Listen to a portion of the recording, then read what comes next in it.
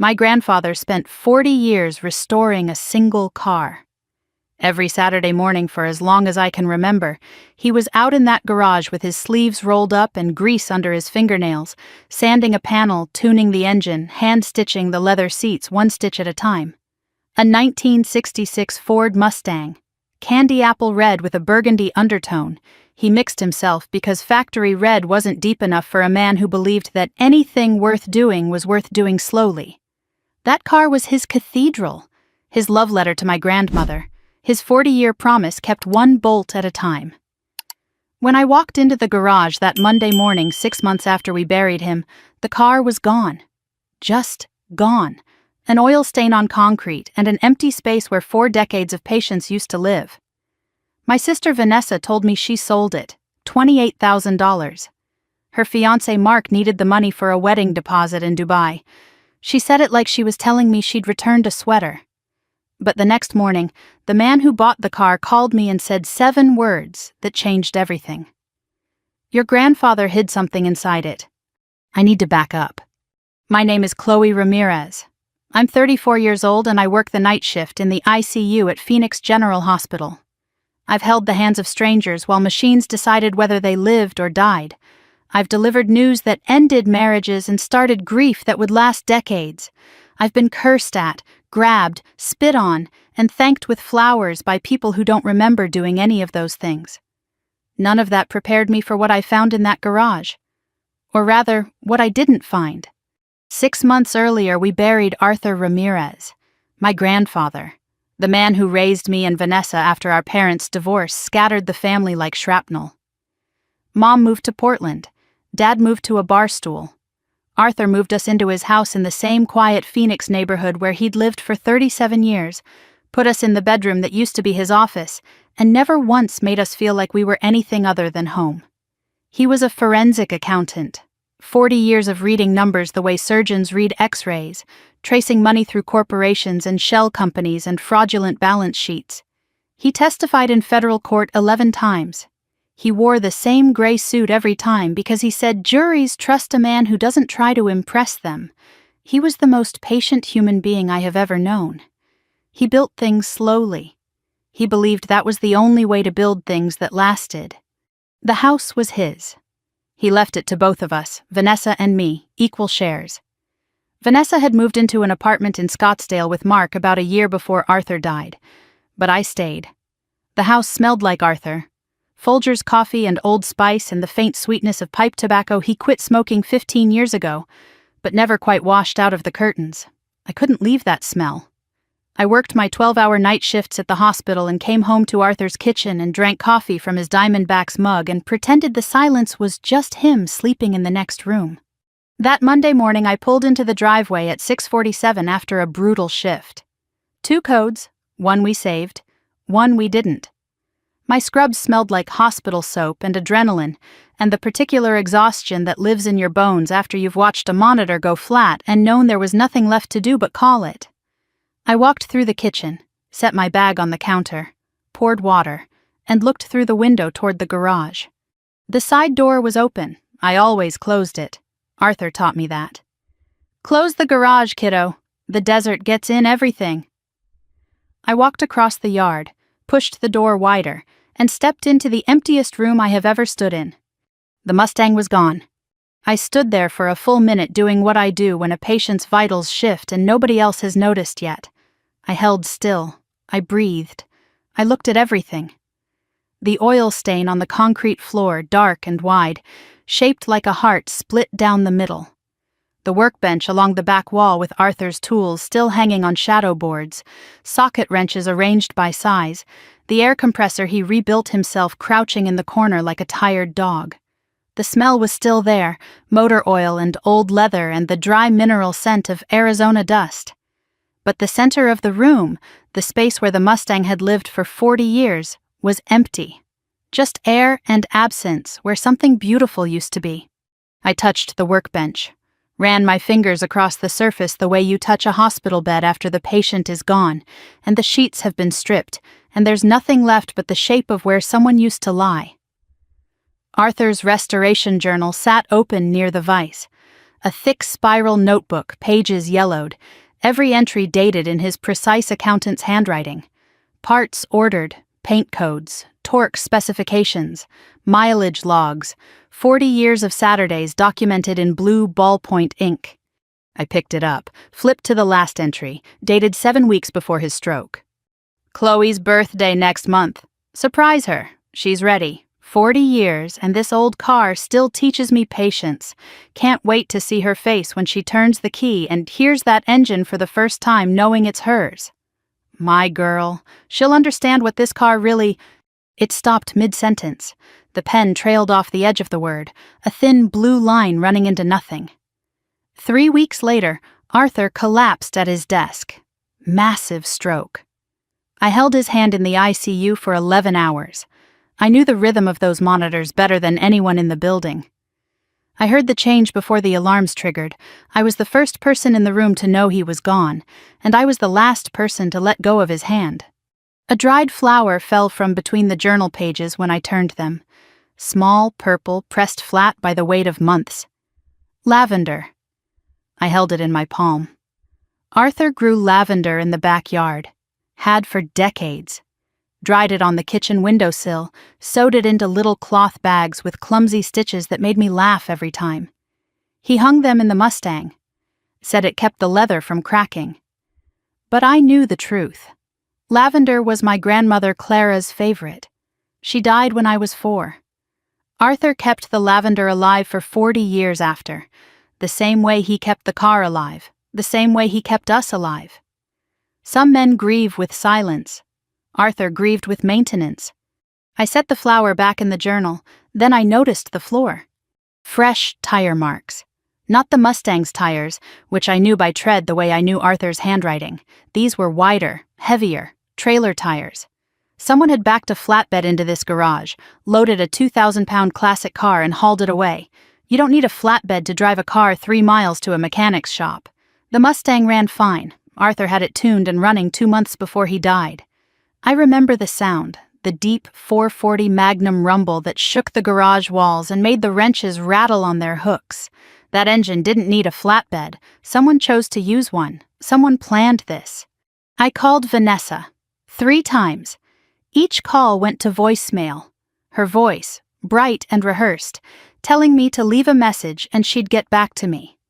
I didn't leave a message. Some things you don't say to a recording. I sat on the garage floor with my back against Arthur's workbench and his journal in my lap. The concrete was cool through my scrubs. The oil stain spread in front of me like a dark mirror. Somewhere outside, a mourning dove called from the Palo Verde tree in the side yard, the same tree Arthur planted the year I graduated nursing school. Every good thing deserves a witness, he said, patting the dirt around the roots. I didn't understand what he meant then. I think I'm starting to. I thought about the last time I sat in this garage with Arthur, 2 months before the stroke, a Saturday. He was adjusting the timing on the Mustang and I was handing him wrenches the way I'd been handing him wrenches since I was 8 years old. He looked at me over the engine and said, "You know what I love about this car, kiddo? It doesn't lie. You put good work in, you get good work out. Every bolt, every gasket, honest machine." He wiped his hands on a shop rag and smiled. People could learn something from a Mustang. He taught me to drive in that car. Desert road east of Mesa. Summer I turned 16. The Superstition Mountains burning red in the rearview mirror. "Both hands on the wheel," he said. "Feel the engine. Don't fight it. Listen to it. The car will tell you what it needs." I stalled it 4 times before I found the clutch point. He never raised his voice. Never grabbed the wheel. Just sat there in the passenger seat, patient as a man who had spent 40 years rebuilding an engine 1 gasket at a time and said, "Try again, kiddo. You'll get it." I got it. I remembered something else about that last Saturday in the garage. He'd been quieter than usual, kept looking toward the house like he was expecting someone. At one point he stopped working, stood up straight and said, "Chloe, if anything ever happens to this car, you come to this garage first. Before you call anyone, before you do anything, come here first, promise me." I'd promised. I thought he was being dramatic. Thought it was an old man's worry about a car he loved too much. I didn't understand. Not then. Now I was sitting in the empty garage at 6 in the morning with no sleep and a dead man's journal, and the slow, cold realization that Arthur Ramirez, forensic accountant, the most careful man I have ever known, had anticipated this.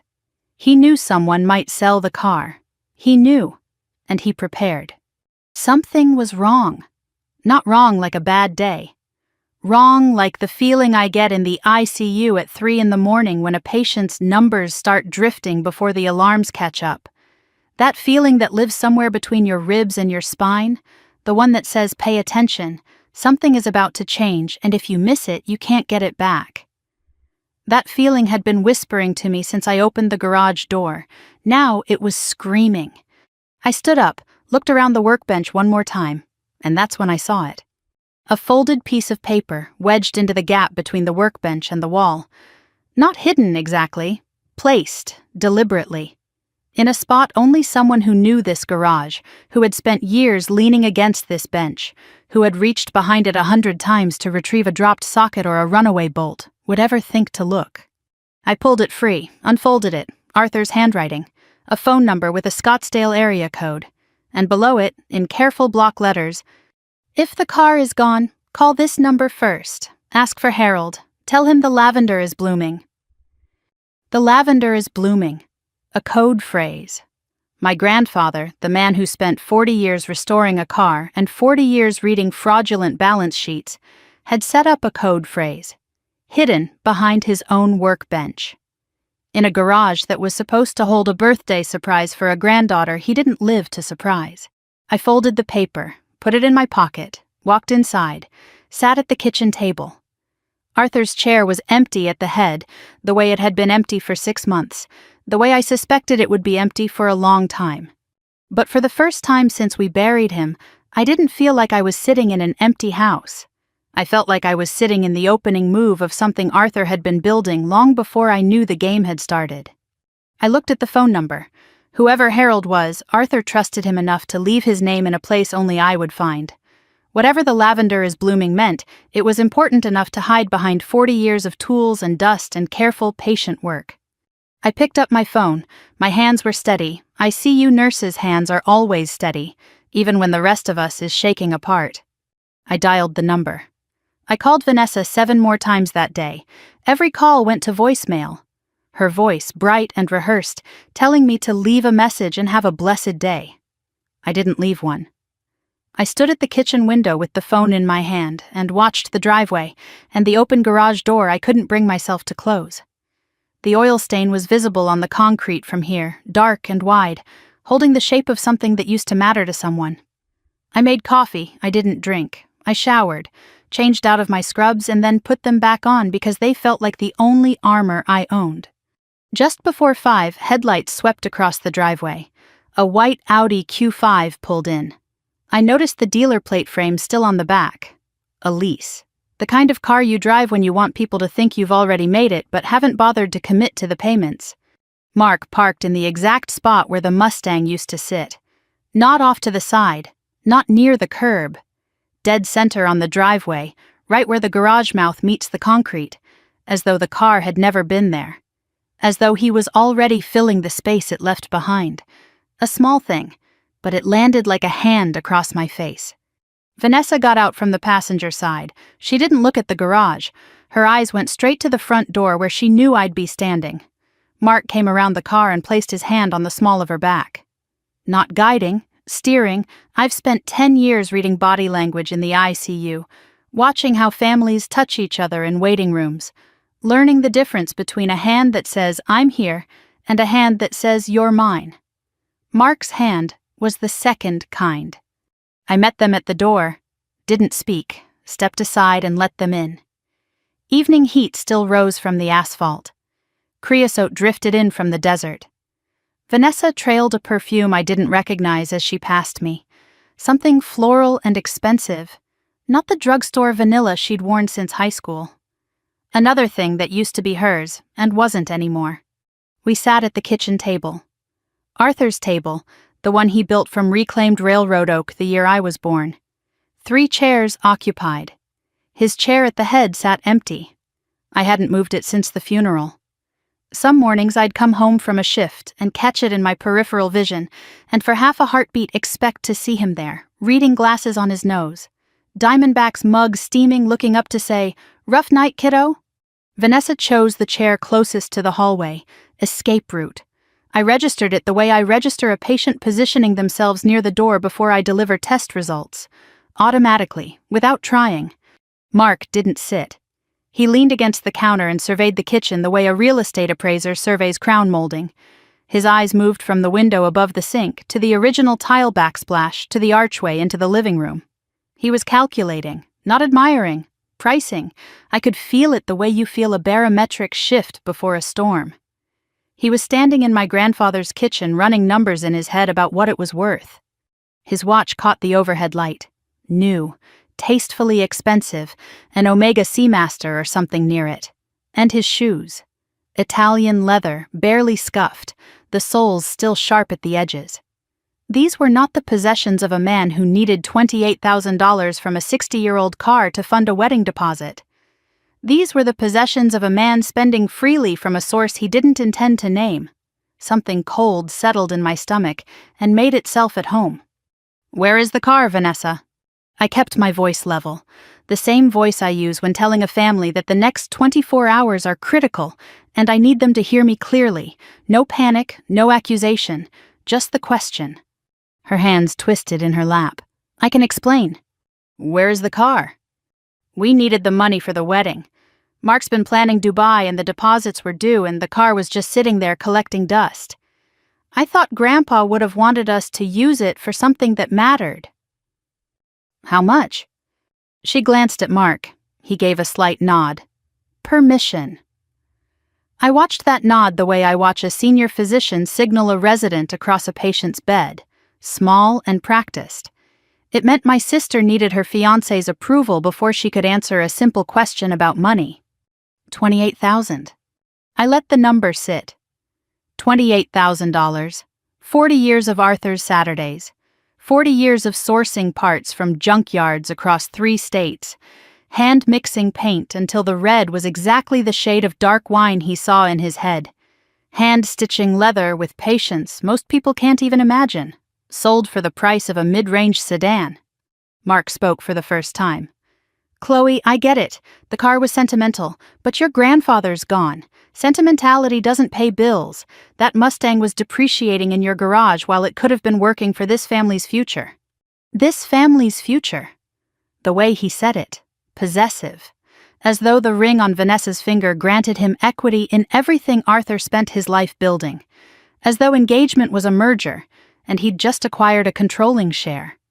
"Besides," Mark added, shifting against the counter, "Harold said the engine needed serious work. Transmission was slipping, wasn't worth much more than what we got for it." He stopped, caught himself, but not fast enough. "Harold?" I asked, quietly. The way I ask a patient how much they've really been drinking when the liver panel tells me the truth they won't. Mark's jaw tightened for half a second. Micro-expression. The kind I'm trained to catch at 3 a.m. when someone says they're fine while their vitals say they're dying. "The buyer, some mechanic over on McDowell." But I heard it. Mark said Harold's name before Vanessa did, before anyone mentioned a name. He already knew the buyer, he'd already spoken to the shop. He had researched the sale, identified the target, set the price, and handed the script to Vanessa to perform while I was 12 hours deep in a night shift at Phoenix General. This wasn't my sister's impulsive decision. This was Mark's operation executed through my sister's hands. I filed it away, said nothing. ICU training. When a patient's vitals shift, you don't announce it to the room. You assess, you document, you act when the time is right. I stood up, walked to the counter, picked up Arthur's restoration journal, the one I'd found that morning on the workbench, set it on the table in front of Vanessa, opened it to the last page. "Read it." She read. I watched her eyes move across the page, watched them slow at the final entry, the one Arthur wrote 7 weeks before the stroke. "Chloe's birthday next month. Surprise her. She's ready. 40 years and this old car still teaches me patience. Can't wait to see her face when she turns the key and hears that engine for the first time, knowing it's hers. My girl, she'll understand what this car really—" It stopped mid-sentence. The pen trailed off into nothing. 3 weeks later, he collapsed at his desk. I held his hand in the ICU for 11 hours. A tear hit the journal page. Not mine. Vanessa's. It landed on the word patience, smudging ink that was already months old. For a moment, she wasn't the woman who sold the car. She was the little girl who fell asleep in the Mustang's back seat on road trips to Flagstaff, who called Arthur Papa Bear until she was 12, who sat on his lap while he read the Sunday paper and pretended to understand the box scores. That Vanessa was still in there. I could see her. Underneath 2 years of Mark's careful influence, she was still in there. But then Mark moved. We should go. His hand found Vanessa's shoulder, that steering grip. Chloe needs time. We'll talk when everyone's calmer. The wedding planning won't wait, babe. Vanessa stood, eyes wet, still on the journal. Chloe, Go. I didn't walk them to the door. I sat at the table and listened. Footsteps on tile, the front door opening, the Audi starting, the sound of the car backing out of the space where the Mustang used to live. Then nothing. Just the house and the silence and the empty chair and the journal with my sister's tear drying on our grandfather's last unfinished thought. The clock on the wall said 7:14. I'd been awake 31 hours. My body wanted sleep. My mind was running triage. I replayed everything. Mark knowing Harold's name, the watch, the lease Audi, the way he appraised the kitchen like inventory, the way Vanessa needed permission before she could say a number out loud. I sorted the details the way I sort patient data after a complicated admission, looking for the pattern that connects the symptoms to the disease. Then something surfaced, a detail from that morning I'd pushed aside in the shock of the empty garage. The driveway, fresh scratches on the concrete near the garage mouth. Trailer hitch marks. Deep ones. Someone had backed a flatbed into the driveway, loaded a 2,000-pound car, and hauled it out. You don't use a flatbed to deliver a running car to a mechanic 3 miles down McDowell Road. You drive it. The Mustang ran fine. Arthur had it tuned and running 2 months before the stroke. I remember the sound of that engine catching, the deep rumble shaking the garage walls, the wrenches rattling on their shadow boards. Someone brought a trailer, loaded the car while I was gone. And Mark knew my shift schedule. He'd asked about it at dinner 2 weeks ago, casual as small talk. So Chloe works nights, huh? That must be tough. I'd thought he was being polite. He was timing a heist. This was not impulsive. This was orchestrated. And the man who orchestrated it had just stood in my grandfather's kitchen wearing Italian shoes and told me that sentimentality doesn't pay bills. I walked back to the garage, worse at night. Just oil stain and shadows and the absence of a car that should have been mine. I pulled the folded paper from my pocket, Arthur's handwriting under the bare bulb, a phone number with a Scottsdale area code, and below it, in careful block letters, the code phrase I still didn't fully understand. Back in the kitchen. I dialed, 4 rings, then voicemail. You've reached Bennett Classic Restorations. Leave a message after the tone. I hung up, tried again. Same, left no message. A lifetime of night shifts taught me that the most important information travels in person, never through a recording. I made coffee, Arthur's Folgers, the red can he bought every 2 weeks for 40 years. The smell filled the kitchen like a visitation. I sat with it at the table and took stock of what I knew and what I didn't. I knew the car was gone.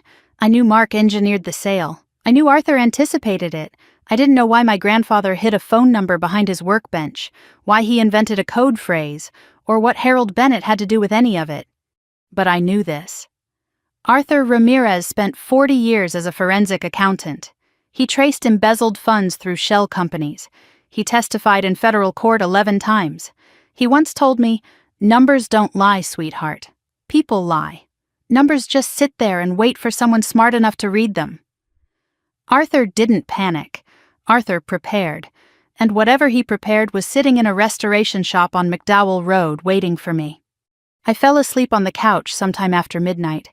Arthur's journal on my chest, his note in my pocket, the Folgers going cold on the table. At 6:15 the next morning, my phone rang. Unknown Scottsdale number. I answered on the first ring. "Miss Ramirez?" The voice was rough, weathered, the voice of a man who'd spent decades breathing paint thinner and motor oil. "My name is Harold Bennett. I own a restoration shop on McDowell Road. Your grandfather and I were close. I'm holding his car. And I need you to come here right now. Arthur left something inside the Mustang, something he wanted only you to find." I was already reaching for the keys to Arthur's truck. I took Arthur's truck. The F-250 he used to haul parts, bench seat cracked from decades of Arizona sun, the cab still holding his smell. Coffee, Old Spice, and something faintly sweet that was just Arthur.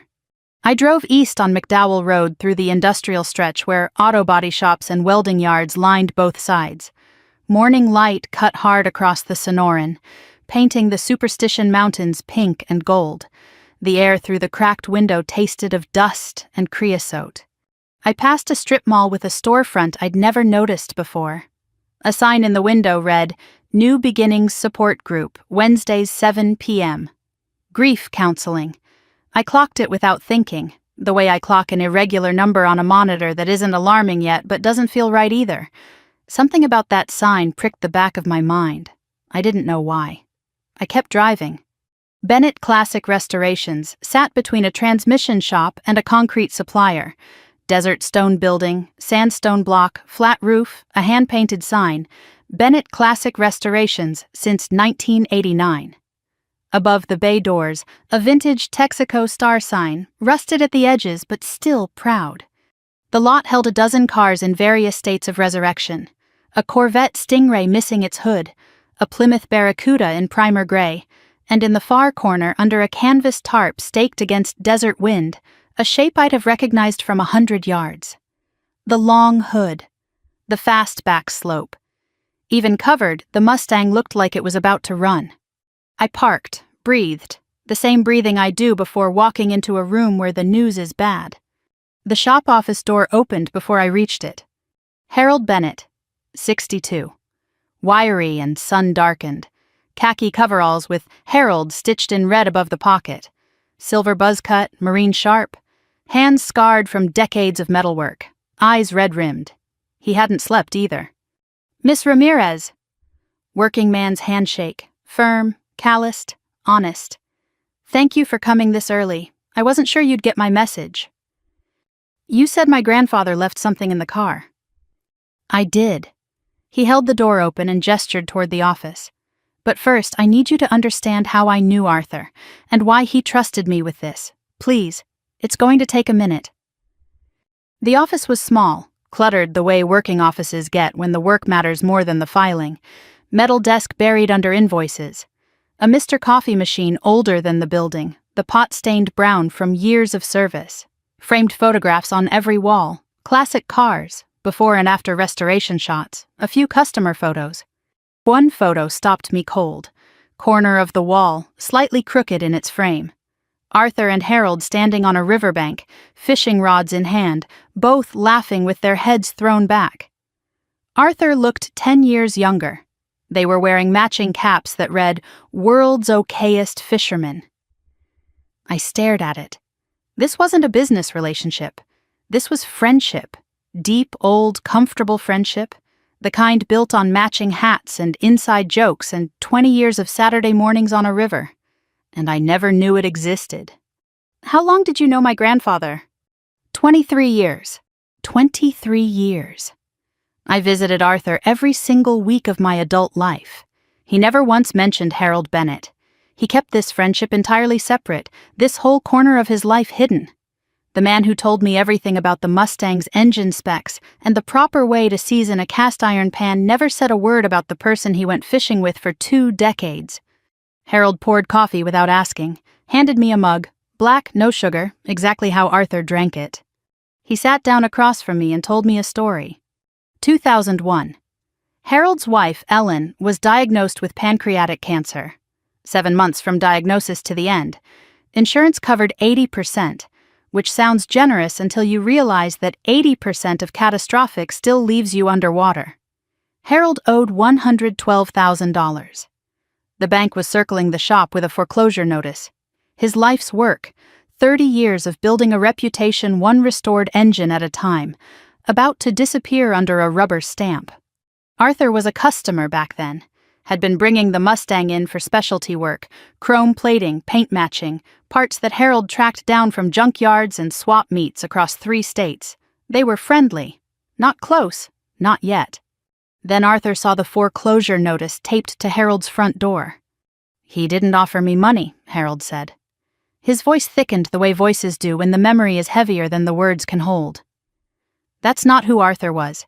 He sat right where you're sitting and asked me 3 questions. How much do you owe? Who do you owe it to? And do you have 6 months of financial records? Arthur, forensic accountant, 40 years of reading numbers the way Harold read engines, sat in this office and went through Harold's books, spent 6 months restructuring the debt, negotiated with creditors, found billing errors in the hospital invoices that knocked $19,000 off the total, set up a payment plan Harold could survive on. Your grandfather didn't give me a fish, Chloe. He taught me how to fish. Saved my shop. Saved my life, if I'm being honest about it. Harold paused. His hands found the fishing photo on the shelf behind him, and he held it the way you hold something fragile that proves a thing you need to believe is real. Ellen was gone, and I was ready to follow her out the door. Arthur gave me a reason to keep the lights on. He set the photo down, carefully. After that, we fished together every other Saturday for 20 years, until he got too sick. The last time I saw him healthy, he looked at me across the boat and said, "Harold, I need you to do something for me, and you can't ask why until it's time." I set my coffee down. "What did he ask you to do?" "Build a hidden compartment in the Mustang." The words sat in the air between us. Somewhere in the shop bays, a pneumatic wrench fired off 3 quick bursts. The coffee machine gurgled, normal sounds in a room where normal had just left. We walked across the lot, morning sun full and merciless, Arizona burning off every shadow. Harold stopped beside the tarped car and rested his hand on the canvas. Arthur drove the Mustang here himself 10 months before he died. Spent 3 hours with me. Told me things about your family, about Mark. His jaw tightened. I watched the muscle work beneath the weathered skin. He asked me to build a custom compartment behind the dashboard, deep enough for documents, sealed and invisible unless you know where to press. And he made me swear 2 things. If anyone ever tried to sell this car, I would buy it, no matter the price, and I would call you. Only me? Only you, he was very specific. Harold gripped the edge of the tarp, pulled it back slowly. The Mustang emerged like a held breath finally released. Candy apple red. Arthur's custom mix, deeper than factory, a burgundy undertone that shifted in the sun like dark wine held to light. Chrome bumpers throwing the desert back in clean white lines. Black leather interior through the window, every seam straight. Dashboard polished to a dark mirror. And hanging from the rear view a small linen bag with clumsy hand stitches along the edge. The smell reached me before I identified it. Lavender. It hit my chest like a fist made of memory. Arthur grew lavender in the backyard. Had for decades. Dried it on the kitchen windowsill. Sewed the sachets himself with stitches so crooked they made me laugh every single time. "Keeps the leather from cracking," he'd say with a straight face. But I knew the real reason. Lavender was my grandmother Clara's favorite flower.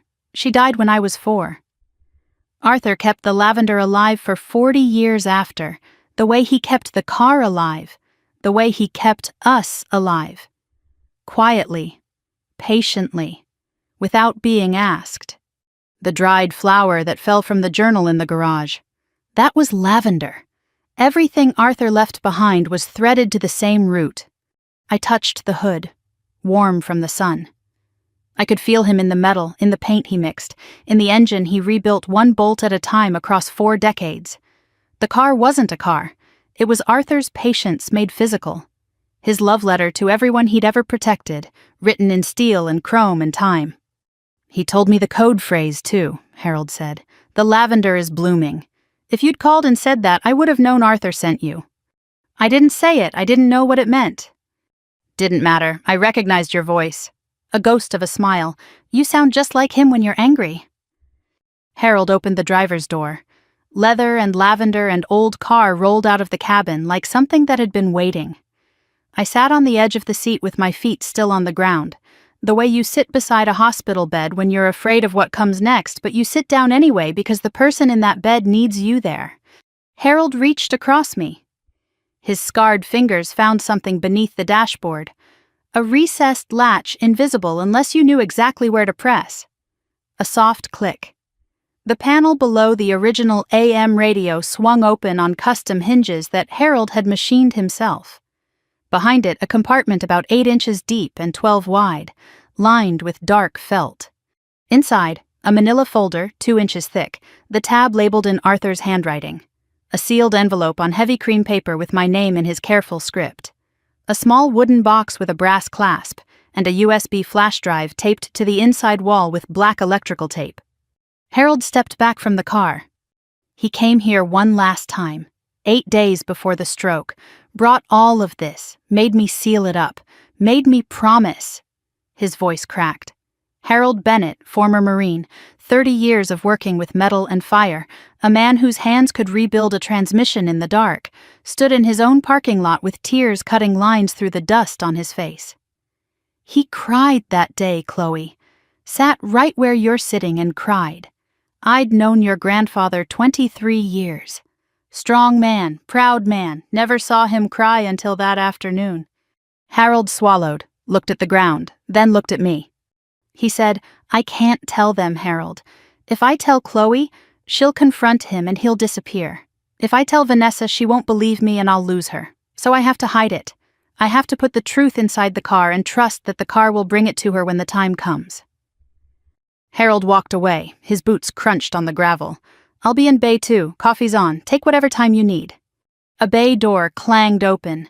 Pneumatic tools hissed.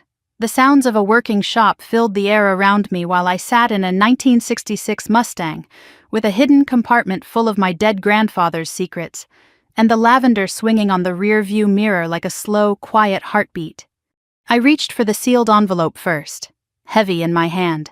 My name in Arthur's handwriting, the same handwriting that labeled my lunch boxes, that signed my report cards, that wrote "Proud of you, kiddo" on the card the day I passed my nursing boards. I broke the seal, 3 folded pages. A letter dated March 14th, 7 weeks before the stroke that killed him. I read the first line. My dear Chloe, if you're reading this, then the car is gone. Harold kept his promise, and the man your sister is marrying is not who he says he is. His real name is Derek Hale. The name hit me the way a flatline alarm hits at 3 in the morning, the kind that makes your hands move before your brain catches up. Derek Hale. I looked at the manila folder still in the compartment. The tab, in Arthur's precise handwriting, read, Derek Hale / Mark Dalton evidence. My grandfather built a case against my sister's fiancé, in secret, while dying, and he hid it inside a car because he knew someone would try to sell it. He knew Harold would catch it, and he knew the truth would find its way to me. I pulled the folder into my lap. My hands were steady. ICU nurses' hands are always steady. I opened it. The leather was warm from the sun. The lavender sachet turned slowly on the rearview mirror. Through the windshield, Harold's shop lot baked under a sky so blue it looked manufactured. Somewhere in Bay 2, an angle grinder hummed and sparked against metal.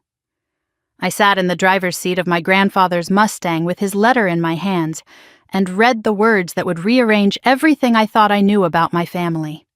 My dear Chloe, if you're reading this, then the car is gone. Harold kept his promise, and the man your sister is marrying is not who he says he is. His real name is Derek Hale. Born Reno, Nevada, 1989. He has used at least 3 other names that I know of. Jason Moore, Tyler Bennett, Mark Dalton. There may be more. I stopped, read it again. Derek Hale. The name meant nothing to me, but it meant everything to the man who wrote it. He is a professional predator. He targets women, usually divorced or recently bereaved, through support groups, church events, and dating platforms. He studies them for months before making contact. He learns their routines, their vulnerabilities, their family finances. Then he engineers a chance meeting that feels like fate. My mind snapped to a memory I hadn't examined in months. Vanessa telling me how she met Mark, her face lit up like I hadn't seen it since Arthur's diagnosis. The sweetest thing, Chloe, he was at the same grief counseling group after Papa got sick. He lost his mother, too. What are the odds? I'd thought it was beautiful. Two broken people finding each other through shared loss. I'd smiled. I'd been happy for her. The grief counseling center sign I'd passed on McDowell Road an hour ago burned behind my eyes. That sign wasn't a coincidence. Nothing about Mark was a coincidence. He didn't stumble into my sister's grief group. He researched her, found her there, sat down beside her and performed sorrow like a man who'd rehearsed it in the mirror. My stomach turned. I forced my eyes back to the page. His method is consistent. He marries quickly, usually within 6 to 8 months. He isolates the spouse from family. He identifies the financial assets, property, savings, retirement, inheritance. Then he builds access, joint accounts, co-ownership documents, power of attorney. Once he has legal control, he liquidates everything and disappears. Arthur's handwriting was steady in this section. Precise. No emotion in the pen strokes. He was laying out facts the way he'd laid out forensic audits for 40 years, the way he testified in federal court 11 times in the same gray suit. But I knew my grandfather. I could read the control behind the precision. He was furious, and he was terrified.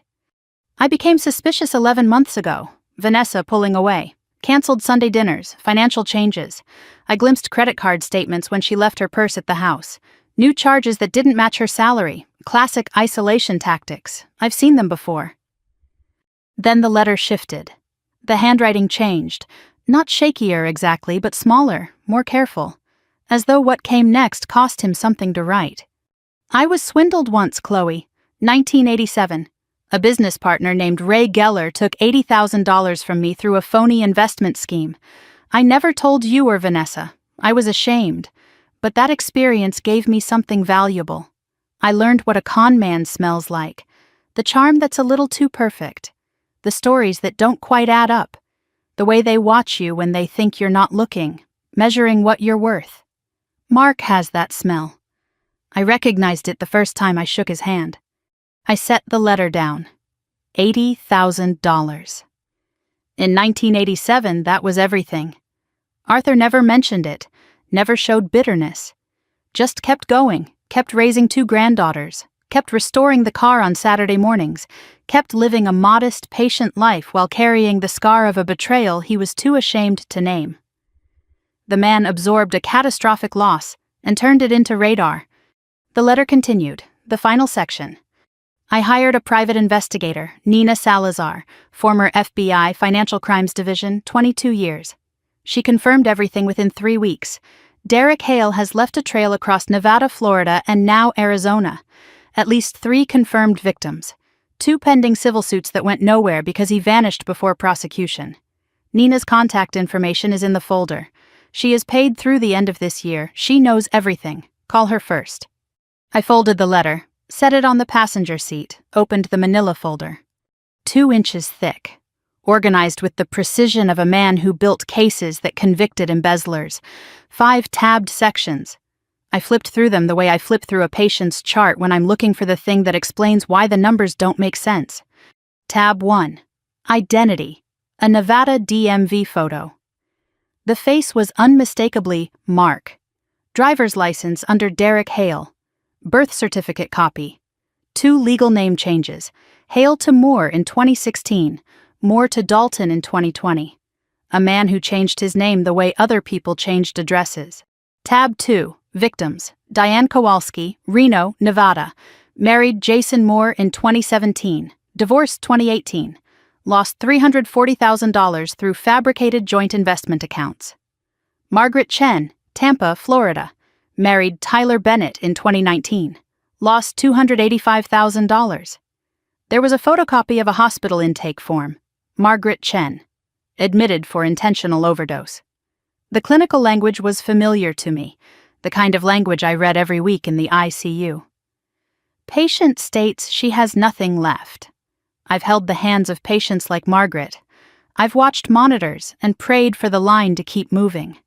Now I was looking at a woman who nearly died because of the man my sister was planning to marry in Dubai in 3 weeks.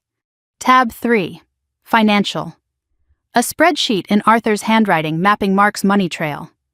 Shell LLC's wire transfers. Account closures timed to match each divorce. Margins filled with notes. Assets drained within 3 to 6 months of gaining legal access. Funds routed through intermediary accounts before reaching offshore destination. Tab 4. Current threat. Arthur's handwritten timeline. Mark began discussing financial consolidation with Vanessa in January, suggested co-ownership of the house, mentioned simplifying the trust. These are preparatory moves. If Vanessa signs power of attorney, Mark gains legal access to the house, the savings, everything. Red ink at the bottom. Total exposure, approximately $800,000. Everything Arthur spent a lifetime building. I pulled the USB drive from the compartment, walked across the lot to Harold's office. He looked up from a carburetor he was cleaning, saw my face, and said nothing.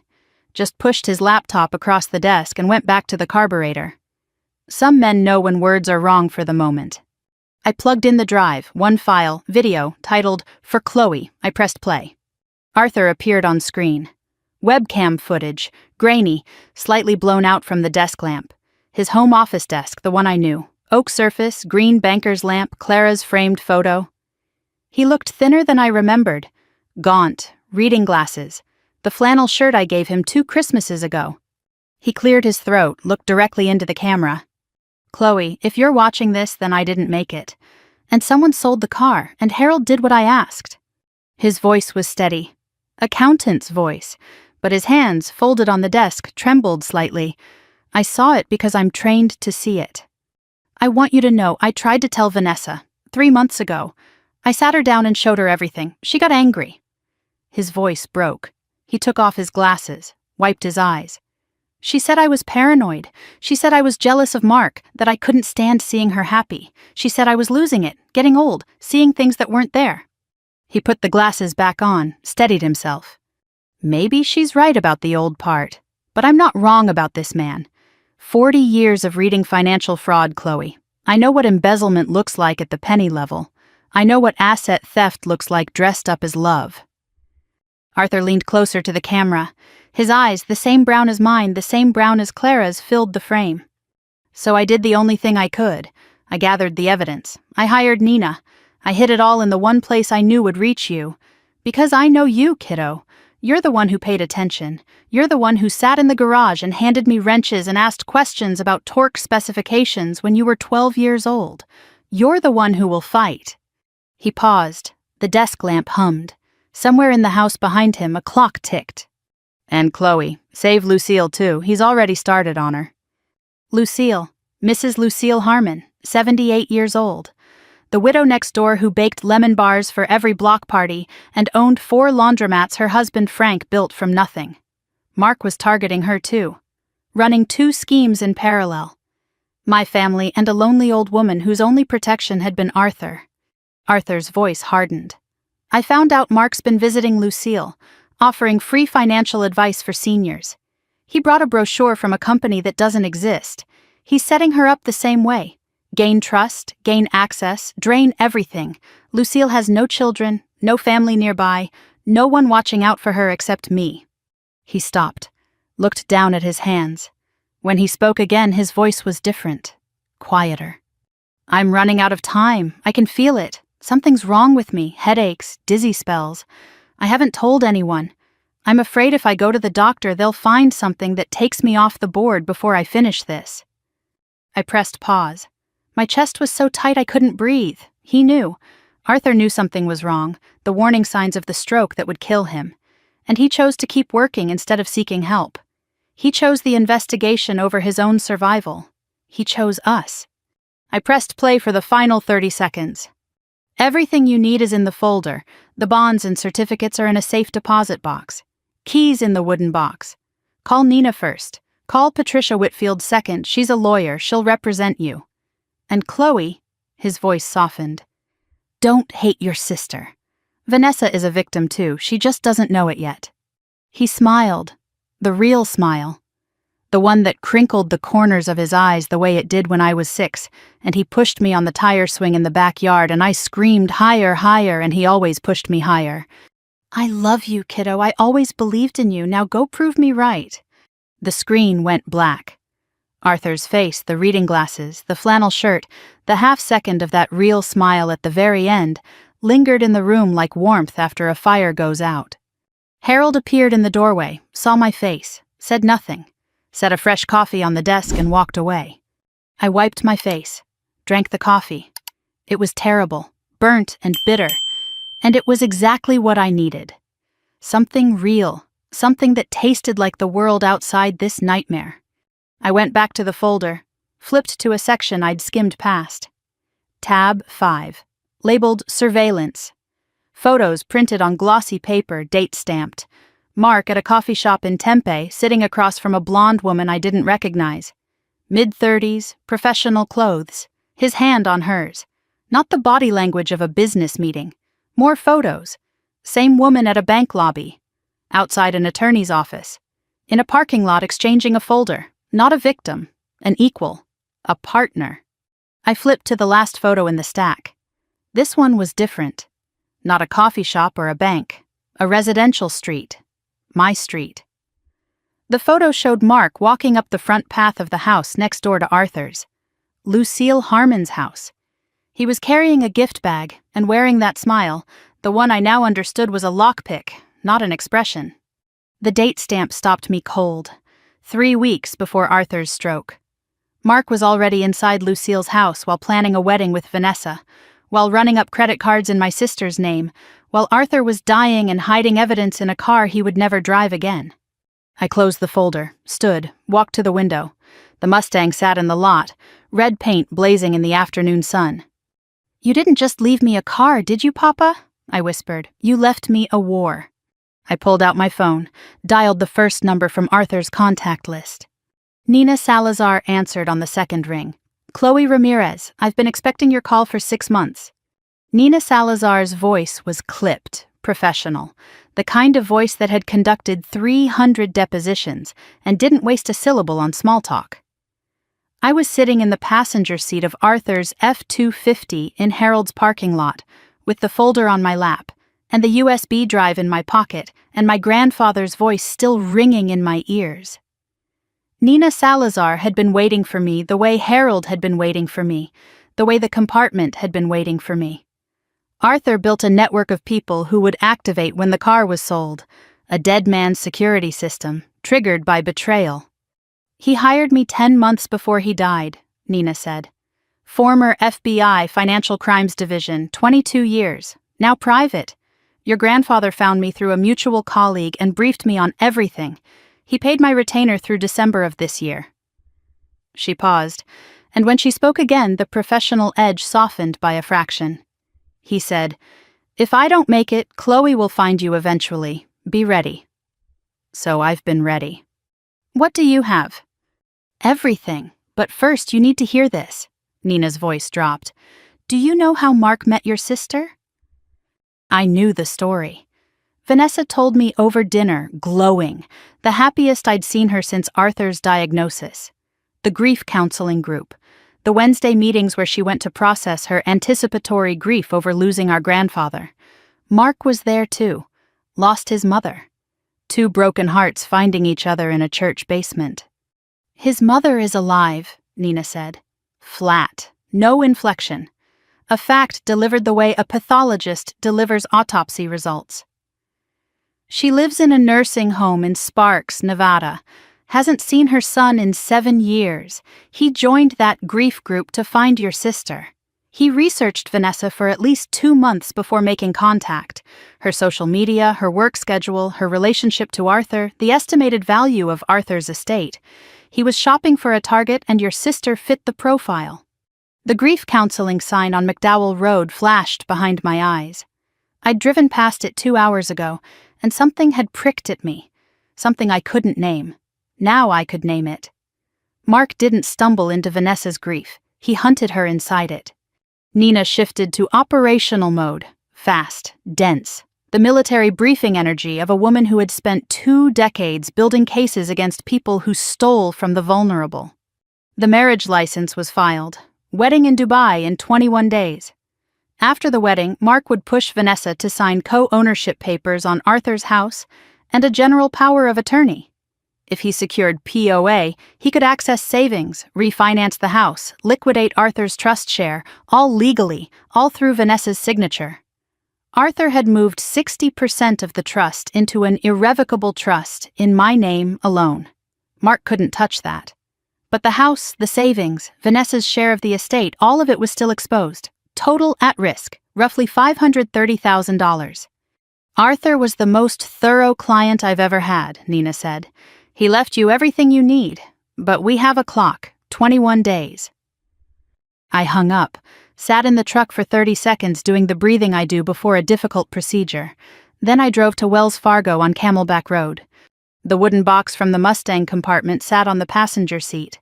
Arthur made it himself, hand-carved, brass clasp. Inside, a brass key and a slip of paper. Box 814. Go today, don't wait. The bank lobby was granite and recirculated air, and the hushed sound of money being handled by people paid to be careful. A branch manager named David Orozco met me. Early 50s, wireframe glasses, kind eyes. Miss Ramirez, your grandfather told me you'd come eventually. Another person Arthur prepared. Another piece of the net he wove in secret while the rest of us thought he was just a retired accountant, tending his garden and restoring his car. Orozco led me to the vault, fluorescent lights, metal boxes in rows, the door sealing behind us with a pressurized click. Box 814. 2 keys turned. The box slid free. Inside, stock certificates, Vanguard Index Fund shares purchased in small amounts every quarter for 12 years. Arthur's note clipped to the top. Started in 2012. Current estimated value $220,000. These are in the irrevocable trust. Derek Hale cannot touch them. $220,000. 12 years of quiet, patient investing. Arthur lived modestly, drove an old truck, wore the same flannel shirts until the elbows thinned. He wasn't poor. He was building a fortress and he didn't want anyone to see the walls going up. A second sealed envelope. Heavy. For Vanessa. Give her this when she's ready. I held it up to the light. Couldn't see through. Whatever was inside, Arthur wanted it delivered at the right moment. Not now. Not yet. I put it in my bag and trusted my grandfather's timing. A laminated card with 3 phone numbers, Diane Kowalski, Margaret Chen, Patricia Whitfield, and Arthur's final note. These women lost everything to the same man. They agreed to help. Call them. They're waiting. I transferred the certificates to a new box in my name alone. Then I sat in the truck in the bank parking lot and made the calls. Diane Kowalski picked up on the 3rd ring. Reno, Nevada. Her voice was cautious, guarded, the voice of someone who'd been taught the hard way not to trust phone calls. Mrs. Kowalski, my name is Chloe Ramirez. My grandfather Arthur gave me your number. A long pause. Arthur Ramirez, the accountant from Phoenix. Her voice softened. Is he with you? He passed away 6 months ago. Oh, honey. Diane exhaled, a sound that carried years of damage. He was good people. Called me over a year ago, said he was investigating a man who'd targeted his family. I said yes before he finished the sentence. Diane met Jason Moore at a church potluck in Reno in 2016. Recently divorced, 2 grown kids. Jason was charming, attentive, made her feel visible for the first time since the divorce. They married in 5 months. 6 months later, Jason suggested consolidating their finances. Joint accounts, a friend with a private equity fund, guaranteed returns. $340,000, my retirement, my share of the house from the divorce, my mother's life insurance, all of it gone through shell companies I didn't know existed. Jason vanished when a credit card got declined at a grocery store. Divorce papers arrived from a Las Vegas P.O. box 6 weeks later. But the money wasn't the worst part. My daughter Rachel blamed me, said I was reckless, said I threw away her inheritance. She didn't speak to me for 2 years, Chloe, 2 years of silence. That man didn't just rob me. He destroyed the trust between me and my own child. I gripped the steering wheel. The parallel hit my chest like a closed fist. Mark was doing the same thing, using Vanessa to fracture a family, weaponizing trust, turning blood against blood. Arthur asked if I'd testify, Diane said. I told him anywhere, anytime. That offer stands for you, sweetheart. You need me in Arizona, I'm on the next flight. I thanked her, hung up, sat for a minute watching the Phoenix traffic crawl past the bank parking lot. Then I dialed the second number. Margaret Chen answered on the fifth ring. Tampa, Florida. Her voice was quiet, careful, each word measured. The voice of someone who had survived something that nearly killed her and was still negotiating the terms of living afterward. I recognized that voice. I've heard it in the ICU at 4 a.m. from patients who made it through the night and aren't sure yet if they're glad. Margaret married Tyler Bennett in 2019. Pandemic wedding, small. No family present because of lockdown restrictions. Tyler was patient, kind, a perfect husband for a full year before he mentioned money. He waited 12 months. That's how patient these people are. Tyler convinced Margaret that her elderly mother's finances needed restructuring, sold Margaret's late father's auto repair business to a shell company Tyler controlled. $285,000 gone. He took a photo of me sleeping once. Margaret's voice went flat. I found it on his phone later, in a folder labeled Documentation. He was photographing me in vulnerable moments, building a file in case he ever needed to argue I was mentally unfit. She paused. I heard her breathe. The parking lot was silent around me except for the tick of the engine cooling. After he vanished, after I understood what happened, I swallowed a bottle of Ambien.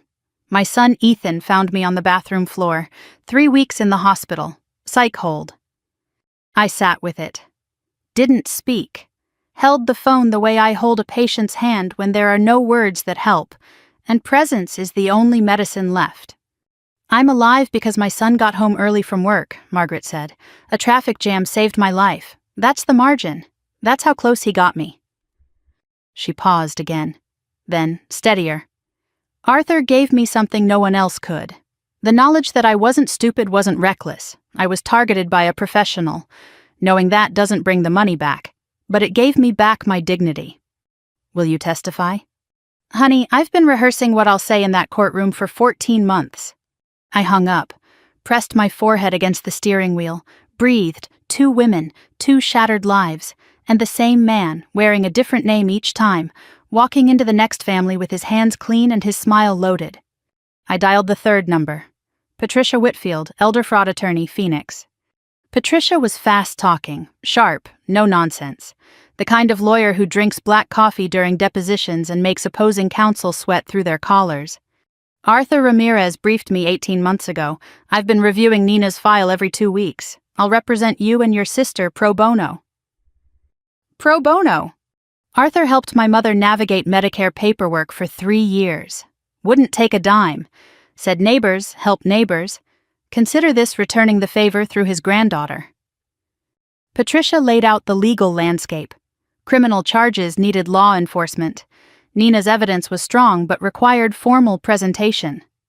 Detective Ray Castillo at Phoenix PD Financial Crimes was the right contact. Patricia knew him. Civil fraud suits could run simultaneously. Multiple victims strengthened the case enormously. But the critical gap, they needed Mark to demonstrate current intent on record. The folder proved identity and pattern. A defense attorney could argue rehabilitation. They needed Mark to reveal his active plan, documented, admissible. We need him comfortable enough to talk, to pitch, to lay out exactly what he wants Vanessa to sign and why, and we need it on camera. Then Patricia added something that made my stomach drop.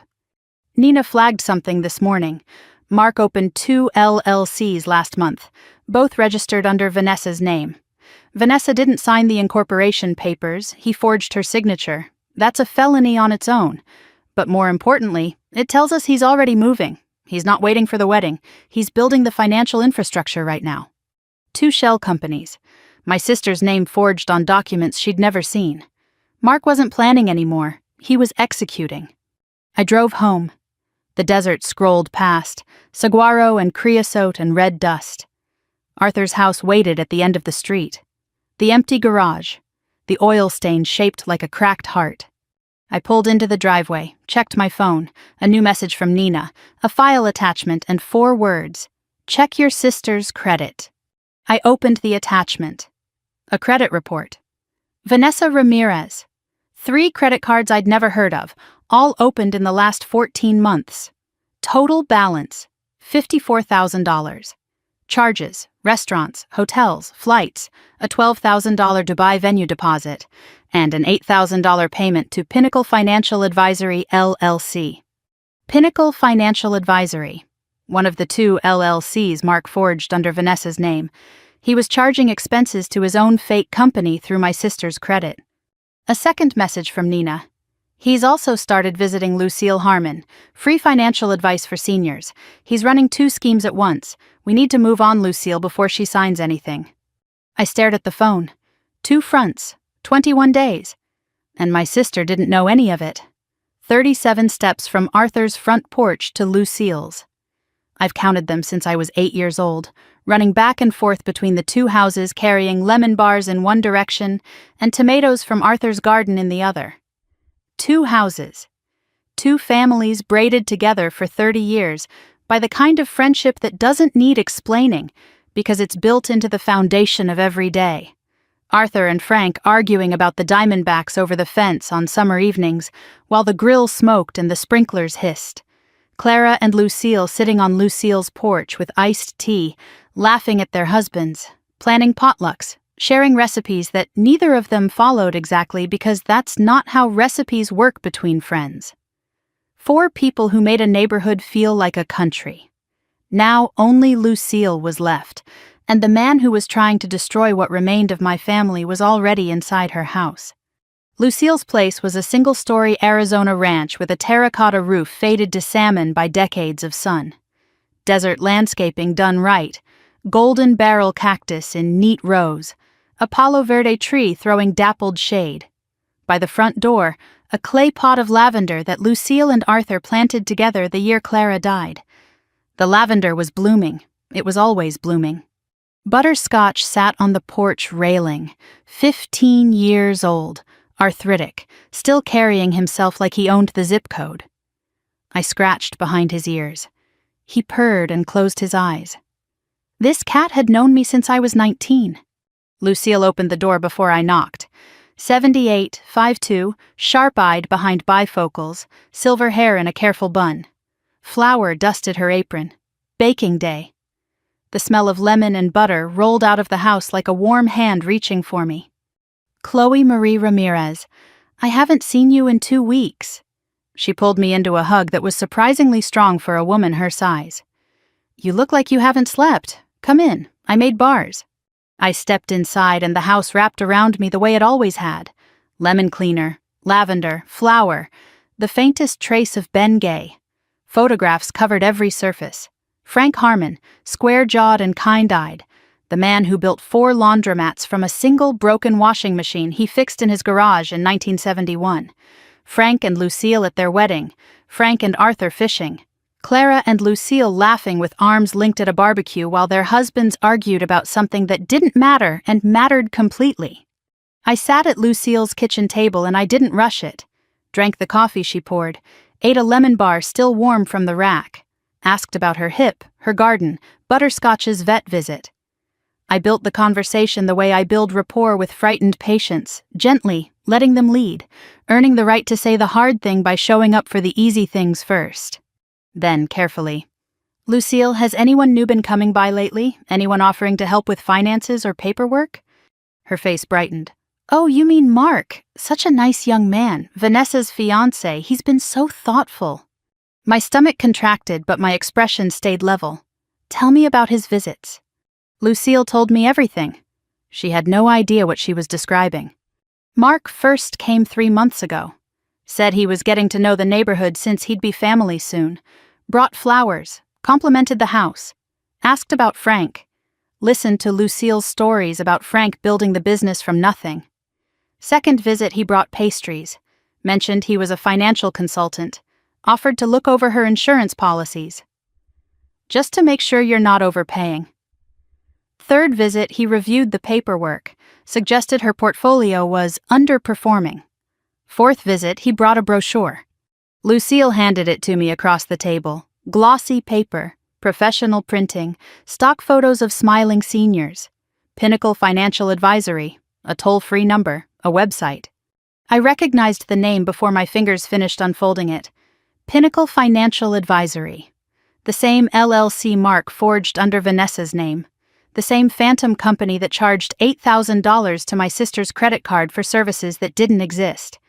The phone number went to a burner. The website was a template with stock photos and fabricated testimonials. I knew this because Nina had traced every thread of it 2 days ago. I was holding a hunting weapon designed to look like a helping hand. But to Lucille, sitting across from me with flour on her apron and trust in her eyes, it looked real. It looked like safety. It looked like a kind young man helping a widow manage her late husband's legacy. And that was the cruelest part. Mark didn't just steal money. He stole the feeling of being cared for. He made loneliness feel like it was ending, and then he made it permanent. He said I should simplify my holdings, Lucille continued. Move everything under one umbrella. He has a meeting set up for me next Thursday to sign some papers that will streamline my accounts. Sign some papers, next Thursday, 11 days from now. I set my coffee down. This was the moment. I'd rehearsed it on the walk over, standing on the sidewalk between the two houses, trying to find the words to tell a 78-year-old woman who trusted the world that the world had sent a predator to her door. Lucille, I need to tell you something about Mark, and it's going to be hard to hear. I started small, factual, the way I deliver devastating news in the ICU. Clear, compassionate, no euphemism. Mark's real name is Derek Hale. He's used at least 3 other names. He targets women, usually widows or recently divorced, and gains access to their finances through trust and charm. I let that land. Then, Grandpa Arthur found out 11 months ago. He hired an investigator. He gathered evidence. My voice caught. He told me to protect you too. Lucille set the spoon down. Her hands trembled, not frailty, the effort of holding herself together. Arthur knew? He left instructions in the Mustang. He said Mark was already targeting you. The grandfather clock ticked in the hallway. Butterscotch shifted on his chair. Outside, a mourning dove called from the Palo Verde. Arthur used to do my taxes, Lucille said finally. Her voice was thick. Every April for 15 years. Sat right there. She pointed to the chair across from me. Reading glasses and calculator and his Folgers. Never charged me a penny. I'd offer and he'd say, Lucille, Frank would haunt me if I took your money. She looked up. Eyes wet but fierce behind the bifocals. He was protecting me even then, wasn't he? Making sure my numbers were right. Making sure nobody could trick me. Yes, he was. And now he's gone. And that man... Her voice hardened into something I'd never heard from Lucille Harmon. That man walked into my house with flowers and used Arthur's death as his entry. The realization settled on her. Mark came because Arthur was dead, because the watchdog was gone, because the one person who would have recognized the con was no longer alive to stop it. Except Arthur had planned for that too.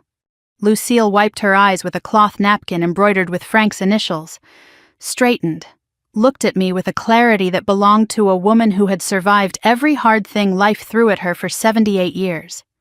What do you need me to do? I'd expected tears, collapse, maybe denial. Instead, Lucille Harmon sat across from me with the bearing of a general. The meeting next Thursday. Can you keep it? Act normal. Let Mark think everything's on track. You want me to play along? If you're willing. We need Mark to present his plan in a controlled setting, on the record. Your meeting could be part of that. Lucille nodded. Then her expression shifted. Something surfacing from memory. Chloe, there's something else. On his 3rd visit, when he looked at my insurance, Mark asked if I had any children. Grandchildren. Anyone who might have opinions about my finances. What did you say? I told him no. Frank and I couldn't have children. Foster kids are grown and scattered. She paused. When I said no, he smiled. Not a normal smile, a satisfied smile, like I'd given him exactly the answer he wanted. The detail was precise and chilling. Mark was checking for obstacles, checking whether anyone would notice, question, fight. Lucille told him she was alone, and he smiled because it meant she was unprotected. Except she wasn't. Arthur made sure of that. A knock at the front door. Rosa Gutierrez. My best friend, fellow ICU nurse, built like a point guard, voice that could cut through a code alarm at 50 yards. She was carrying 2 bags of groceries and wearing the expression of a woman who had been briefed and had already formed strong opinions. "Nina called me," Rosa said, stepping inside without waiting. "Said you needed backup. I brought chicken soup and my winning personality." She saw Lucille's face and shifted instantly, the way ICU nurses do, reading the room, matching the need.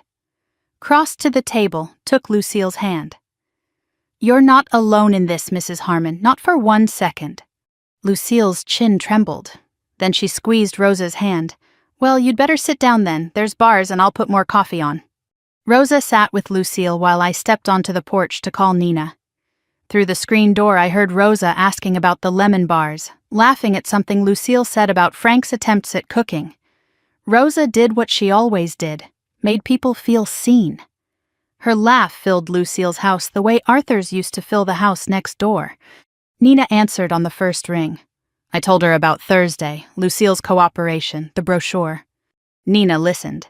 Then, I ran the brochure's phone number. Burner, same Walmart in Tempe 3 months ago. Website is a template on a cheap server, and the domain is registered under the name Frank Harmon. I went still. Frank Harmon, Lucille's dead husband. The man who worked 60-hour weeks for 40 years building something real with his hands. Mark registered his fake financial company using that man's name, using the name that was carved into a headstone in a cemetery 7 miles from here, the name Lucille still whispered to the empty side of her bed at night. He was wearing Frank's name like a costume while picking Frank's wife's pockets. The audacity wasn't just criminal, it was cruelty dressed up as paperwork. What are the papers he wants her to sign? Property transfer agreement disguised as an investment consolidation form. If Lucille signs, she transfers ownership of all 4 laundromats to Pinnacle Financial Advisory, LLC, registered under Vanessa's forged name but controlled by Mark. Estimated value of the chain, $620,000. $620,000 plus $530,000 exposed in my family. Over $1 million across 2 targets simultaneously. Total picture, Nina. Past theft across victims, approximately $1.8 million. Current exposure, your family plus Lucille, approximately $1.15 million. If he succeeds, Derek Hale's lifetime take approaches $3 million. $3 million, built on smiles and patience and the systematic destruction of trust. The surveillance photos from Arthur's folder, Nina added. The blonde woman with Mark at the coffee shops and the bank. I'm close. She appears in 2 prior case files under different names. Should have a name by tomorrow. I hung up, stepped back inside. Rosa had a notebook open and was writing while Lucille dictated. "We're making a list," Rosa said. "Every visit, every question he asked, every document he touched. Lucille remembers everything." Lucille pushed the notebook toward me. Neat handwriting. Dates. Times, topics discussed. A complete log of Mark's 4 visits. A 78-year-old woman's meticulous memory, sharper than Mark ever imagined. "Arthur taught me to keep records," Lucille said quietly. "I just didn't know what I was keeping them for until now." I looked at the notebook, then at Lucille, then at Rosa. 3 women in a kitchen with lemon bars cooling on the counter, and a cat purring in the window, and a dead man's instructions folded in my pocket. We were not an army. We were a nurse, a widow, and another nurse. But we were what Arthur left behind, and he never built anything that couldn't hold weight. My phone buzzed. Unknown number, text message. "Stop digging, you don't know who you're dealing with." The desert evening went cold around me. Through the screen door, I could see Arthur's house, the open garage, the empty space where the Mustang should have been. Whoever sent that message thought they were threatening a woman alone. They were wrong about every part of that sentence. But the clock had just accelerated, and somewhere out there, Mark knew someone was coming. I stared at the text. 6 words, no punctuation, unknown number. "Stop digging, you don't know who you're dealing with." ICU training. When a code alarm sounds, you don't freeze, you move, you assess, you act. I screenshotted the message, forwarded it to Nina, Texted Patricia. Received anonymous threat, advising. Then I put the phone in my pocket, walked back inside Lucille's kitchen, and finished my coffee with a steady hand. Everything okay? Rosa asked. Fine, just Nina with an update. I didn't tell Lucille about the text. Not tonight.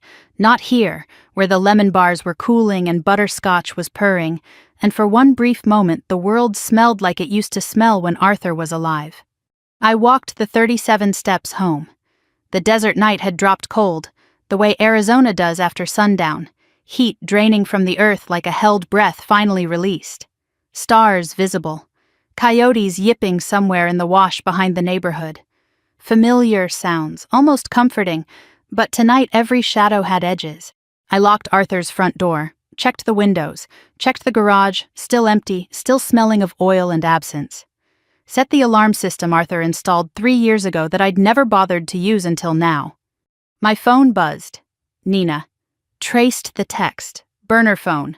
Purchased at the same Walmart in Tempe as the Pinnacle phone. Same date, same buyer. Whoever sent it has access to Mark's operation or is Mark. Same Walmart. Same purchase date. Mark bought 2 burner phones 3 months ago. One for the Pinnacle scam, one for threatening anyone who got too close. He'd planned for resistance. He'd planned for me. Or, the thought pricked at me, someone else bought both phones. The blonde woman from Arthur's surveillance photos. Someone I hadn't identified yet. I cataloged the threat the way I catalog a patient's symptoms. I'm a nurse who has worked ICU nights in a city where gunshot victims arrive at 3 in the morning. I've been screamed at by patients in psychosis, grabbed by disoriented post-surgical patients, threatened by family members drowning in grief. An anonymous text was not going to stop me. But it told me something critical. Mark knew someone was investigating. The timeline had just compressed. 7 the next morning. 4 hours of sleep. ICU survival mode. Coffee. Arthur's Folgers. The red can. I poured it into the mug he gave me the day I graduated nursing school. Faded gold lettering that read, "Number 1 Nurse."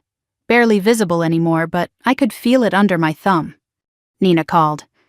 I found her. The blonde woman. The one meeting Mark at coffee shops and bank lobbies across Phoenix. The face that appeared in Arthur's surveillance photos like a recurring ghost. Nina had a name. Rebecca Trent, 39. Real estate agent, or that's her current cover. Licensed in Arizona for 18 months. Nina delivered the profile fast. FBI briefing cadence, no wasted breath. Rebecca appeared in 2 prior victim files. In Diane Kowalski's case in Reno, she operated as Sarah Winslow, a financial wellness coach who introduced Jason Moore to Diane at a community event. In Margaret Chen's case in Tampa, she was Jennifer Marks, a senior care consultant who helped Tyler Bennett access Margaret's mother's medical records. The pattern was clear. Rebecca was the advanced scout. She identified targets, built initial trust, softened the ground. Then she introduced Mark as the closer. She opened the doors. He walked through them. But here's the part that changes everything. Nina's voice dropped the way a surgeon's drops before delivering a prognosis. Rebecca Trent and Derek Hale were married in Clark County, Nevada in 2014. I pulled the marriage certificate this morning. There is no record of divorce, no annulment, nothing. The kitchen tilted. I set my coffee down carefully. Mark is still legally married to Rebecca. Correct, which means the marriage license he filed with Vanessa is fraudulent. If the Dubai wedding proceeds, it's bigamy, a felony in both Arizona and wherever they marry. Mark wasn't just a con artist. He was planning to commit bigamy, to stand beside my sister in a Dubai venue and say vows that were legally meaningless, while his actual wife sat in a Scottsdale apartment managing the financial infrastructure of their operation. Every document Vanessa would sign as Mrs. Dalton would be void. Every financial instrument tied to the marriage would be contestable. And Mark knew this. He was counting on it. By the time anyone discovered the marriage was invalid, he'd be gone with the money. There's more, Nina said. Rebecca met with Vanessa 2 days ago. Coffee shop in Tempe. Introduced herself as a wedding planner, complimentary consultation. I have surveillance photos. Rebecca had documents on the table. Did Vanessa sign anything? Couldn't get close enough to see, but the documents were open and Vanessa was leaning over them. I worked my scheduled 12-hour shift that night. Hadn't taken a sick day in 3 years, and I wasn't about to start. Not when Mark might be monitoring my routine the way he'd monitored it before the car was sold. Normal. Everything had to look normal. The ICU was its own world. Beeping monitors, hushed conversations, the squeak of sneakers on polished floors, the constant low-grade tension of lives held in mechanical balance. I moved through it with the efficiency of a decade of practice. IV adjustments, vitals checks, charting. The work steadied me, gave my hands something to do besides clench. Rosa was on the same shift. Between patient rounds, we talked in the break room with the door closed and our voices low. "How are you holding up?" Rosa asked, handing me a protein bar. "I'm holding." "That's not the same thing." "No, it's not." At 2 in the morning, I went to my locker for a granola bar, opened it and stopped. My bag was facing the wrong direction. The zipper was on the left. I always put it on the right, always. The same way I set my instruments in the same order on every patient tray. Muscle memory, habit, certainty. Someone opened my locker. Nothing was missing.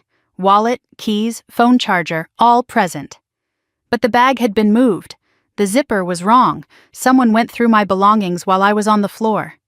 I photographed the locker. Texted Nina. Told Rosa. Rosa checked the hallway camera covering the locker bay. The footage showed a woman in scrubs and a surgical mask walking down the corridor at 12:47.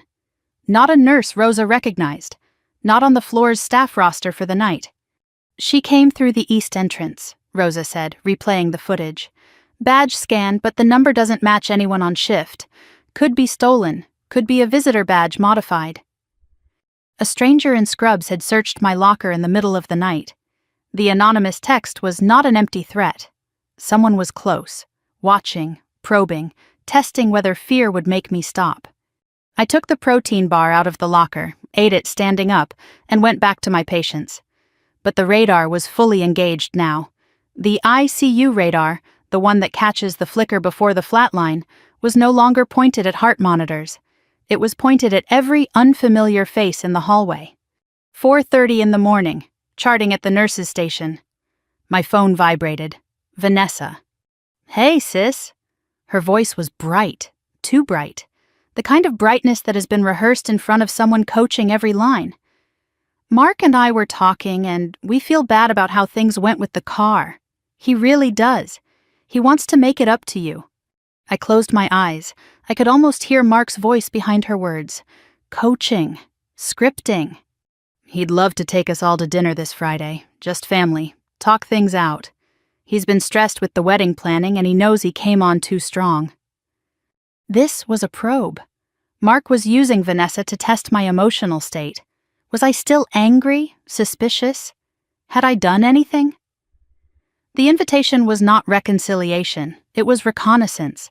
I made the decision in 2 seconds. Same speed I decide whether a patient needs intervention or observation. "That sounds nice, Vanessa. I'd like that." I delivered it perfectly. Warm, slightly tired, the voice of a woman who'd been working 12 hours and wanted peace with her family. No edge, no suspicion, just a sister who missed her sister. "Really?" Vanessa's relief was genuine. She wasn't acting. She truly wanted her family to get along. That sincerity, weaponized by Mark into a delivery system, made my chest ache. "Really? Tell Mark I appreciate it. Where were you thinking?" Friday, 7 in the evening, their apartment. I hung up and stared at the break room ceiling. I would walk into that dinner knowing everything. Mark would not know I knew. I would smile and eat and compliment the plans and measure every word he said against every document in Arthur's folder. I would play the naive younger sister, the one Mark had already dismissed as just a night shift nurse. Arthur was swindled in '87 because he trusted someone. It taught him to see con men. I'm not an accountant. I'm not FBI. But nurses read people too. We read pain. We read fear. We read the micro-expressions of a patient who says, "I'm fine," while their heart rate tells a different story. Mark thought he was the best reader in any room. He had never been in a room with an ICU nurse who already knew his diagnosis. Home at 7:15, sunrise heating the desert. I showered, sat at the kitchen table with coffee, and called Nina. I updated her. The text, the locker, the dinner. Nina processed silently. Then, the locker was Rebecca. Has to be. She's the fieldwork partner. Mark stays clean, maintains the image. Rebecca handles surveillance, intimidation, dirty work. He charms. She controls. Can we prove it? I'll pull the hospital footage. If the woman matches Rebecca's description, that's criminal trespass and harassment. Another charge for the pile. Pause. Keystrokes. The dinner Friday. You're going. I'm going. Good. Don't record anything yet. Pure intelligence. Watch him. Watch how he controls Vanessa. You're not collecting evidence. You're reading the room. I'm an ICU nurse, Nina. Reading rooms is what I do. One more thing. Her voice hardened. I pulled Rebecca's real estate transactions for the last 18 months. She's the buyer's agent on 3 property sales in the Phoenix metro. All 3 purchased by LLCs that trace back to offshore accounts.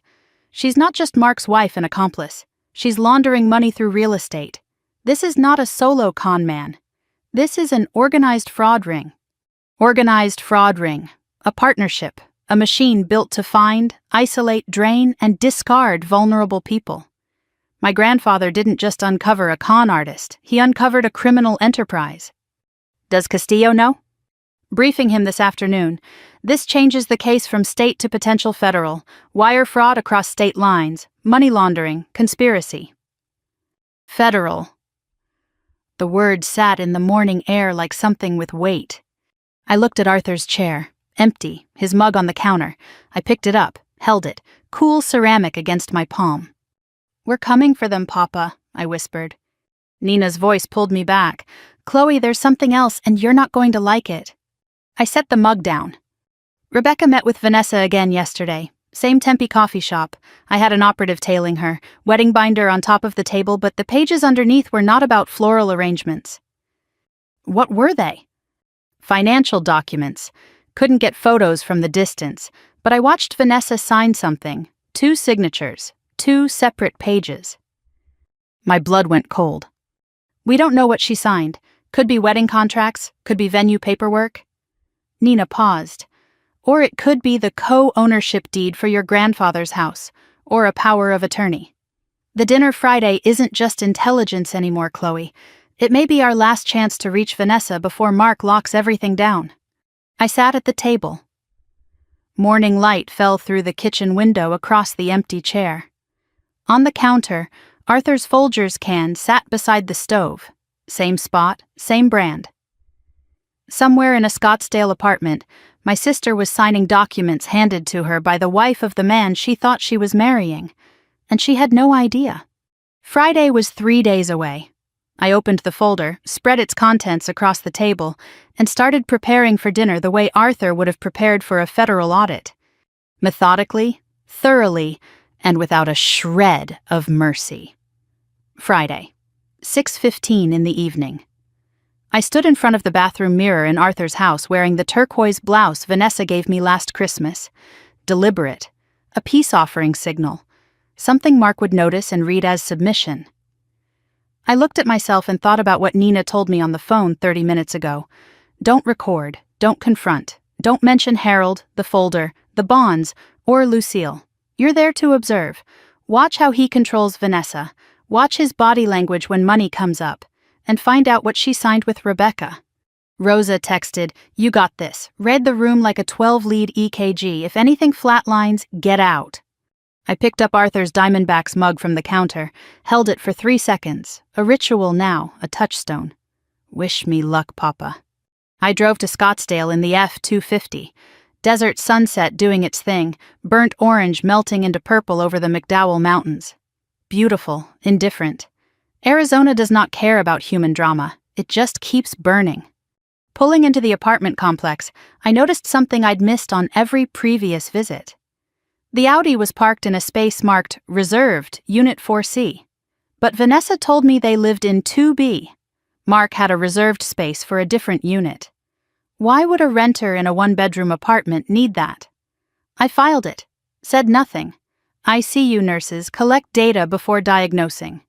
The apartment was 2nd floor, 1 bedroom, rented furniture trying hard to look owned. Generic art on the walls. the kind that comes with corporate housing packages. The kitchen smelled like garlic and rosemary. Vanessa had cooked. She always cooks when she's anxious. Arthur did the same thing. Stress meant elaborate meals. Mark opened the door. Smile first, always the smile first. "Chloe, I'm glad you came." He extended his hand. I took it, noted the watch, not the Omega from 10 days ago, a Breitling, 2 luxury watches in 10 days for a man who needed $28,000 from a 60-year-old car. Vanessa was in the kitchen, aproned, flushed from cooking. She hugged me tight, genuine, desperate. "I'm so happy you're here," she whispered against my shoulder. "Please let's have a nice night." Dinner was roasted chicken, Arthur's recipe. The irony was thick enough to choke on. Mark poured wine, an expensive Napa cab I mentally priced at $60 a bottle. He filled his glass generously. Vanessa drank water. I noticed the water, filed it. I performed. Asked about the Dubai venue, complimented the apartment, mentioned how exhausted my ICU shifts had been. Positioned myself as overworked, distracted, not a threat. Mark relaxed. His shoulders dropped. His smile widened from performance into something closer to comfort. The comfort of a man who believes he's the smartest person in any room he enters. Then he started his pitch without being asked. Nina warned me about this. Narcissistic tendency. They can't resist explaining their own brilliance. "So, I've been thinking about the family's financial future. After the wedding, it makes sense to consolidate. The house is just sitting there. Property taxes, maintenance, insurance. If we sell, reinvest the equity into a diversified portfolio through my firm." "Your firm?" I kept my voice curious, not challenging. "Pinnacle Financial Advisory. We specialize in intergenerational wealth management." Pinnacle, the fake company, the LLC forged under Vanessa's name. The same name on the brochure at Lucille's kitchen table. Mark was naming his own shell company at a family dinner like it was a Fortune 500 operation. I nodded. "That sounds smart. Grandpa would have wanted us to be practical." The validation fed him. He kept talking, refinancing, equity extraction, trust restructuring. Every word was a confession delivered as a sales pitch, and I memorized every syllable while eating chicken and pretending to be impressed. Vanessa sat quietly through all of it, nodded when Mark looked at her. Didn't add to the conversation, didn't challenge, didn't question.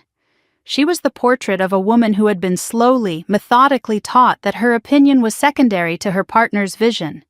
My chest ached watching it. This was my sister, the girl who used to argue with teachers until they gave up, who once talked back to a police officer during a traffic stop, who told our grandfather she would never let any man tell her what to think. That Vanessa was buried under 2 years of Mark's careful conditioning, and I was sitting 6 feet from her eating her roasted chicken, while the man who buried her smiled at me across the table. Vanessa stood. "I'll grab dessert. Chloe, you still love flan?" "Always." She disappeared into the kitchen. The partition wall blocked her view of the dining area. I heard the refrigerator open, dishes clinking, Vanessa humming a song Arthur used to sing, though she probably didn't realize the origin. The moment Vanessa was out of sight, Mark changed. It was not gradual. It was a switch. The warmth drained from his face like color leaving a monitor readout. His eyes went flat.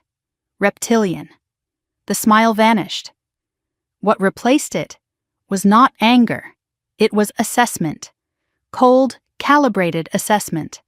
The kind of look I've seen in the eyes of people who calculate others the way accountants calculate columns, reducing them to what they're worth and what they cost. "Chloe." His voice was low. Conversational. The voice of a man who doesn't need volume to deliver a threat. "I know you went to Harold Bennett's shop. I know you took something from the car. And I know you've been making phone calls you shouldn't be making." My heart rate spiked. I felt it in my carotid, the way I feel it when a patient's alarm sounds at 3 in the morning, but my face stayed neutral. My hands stayed still on the table.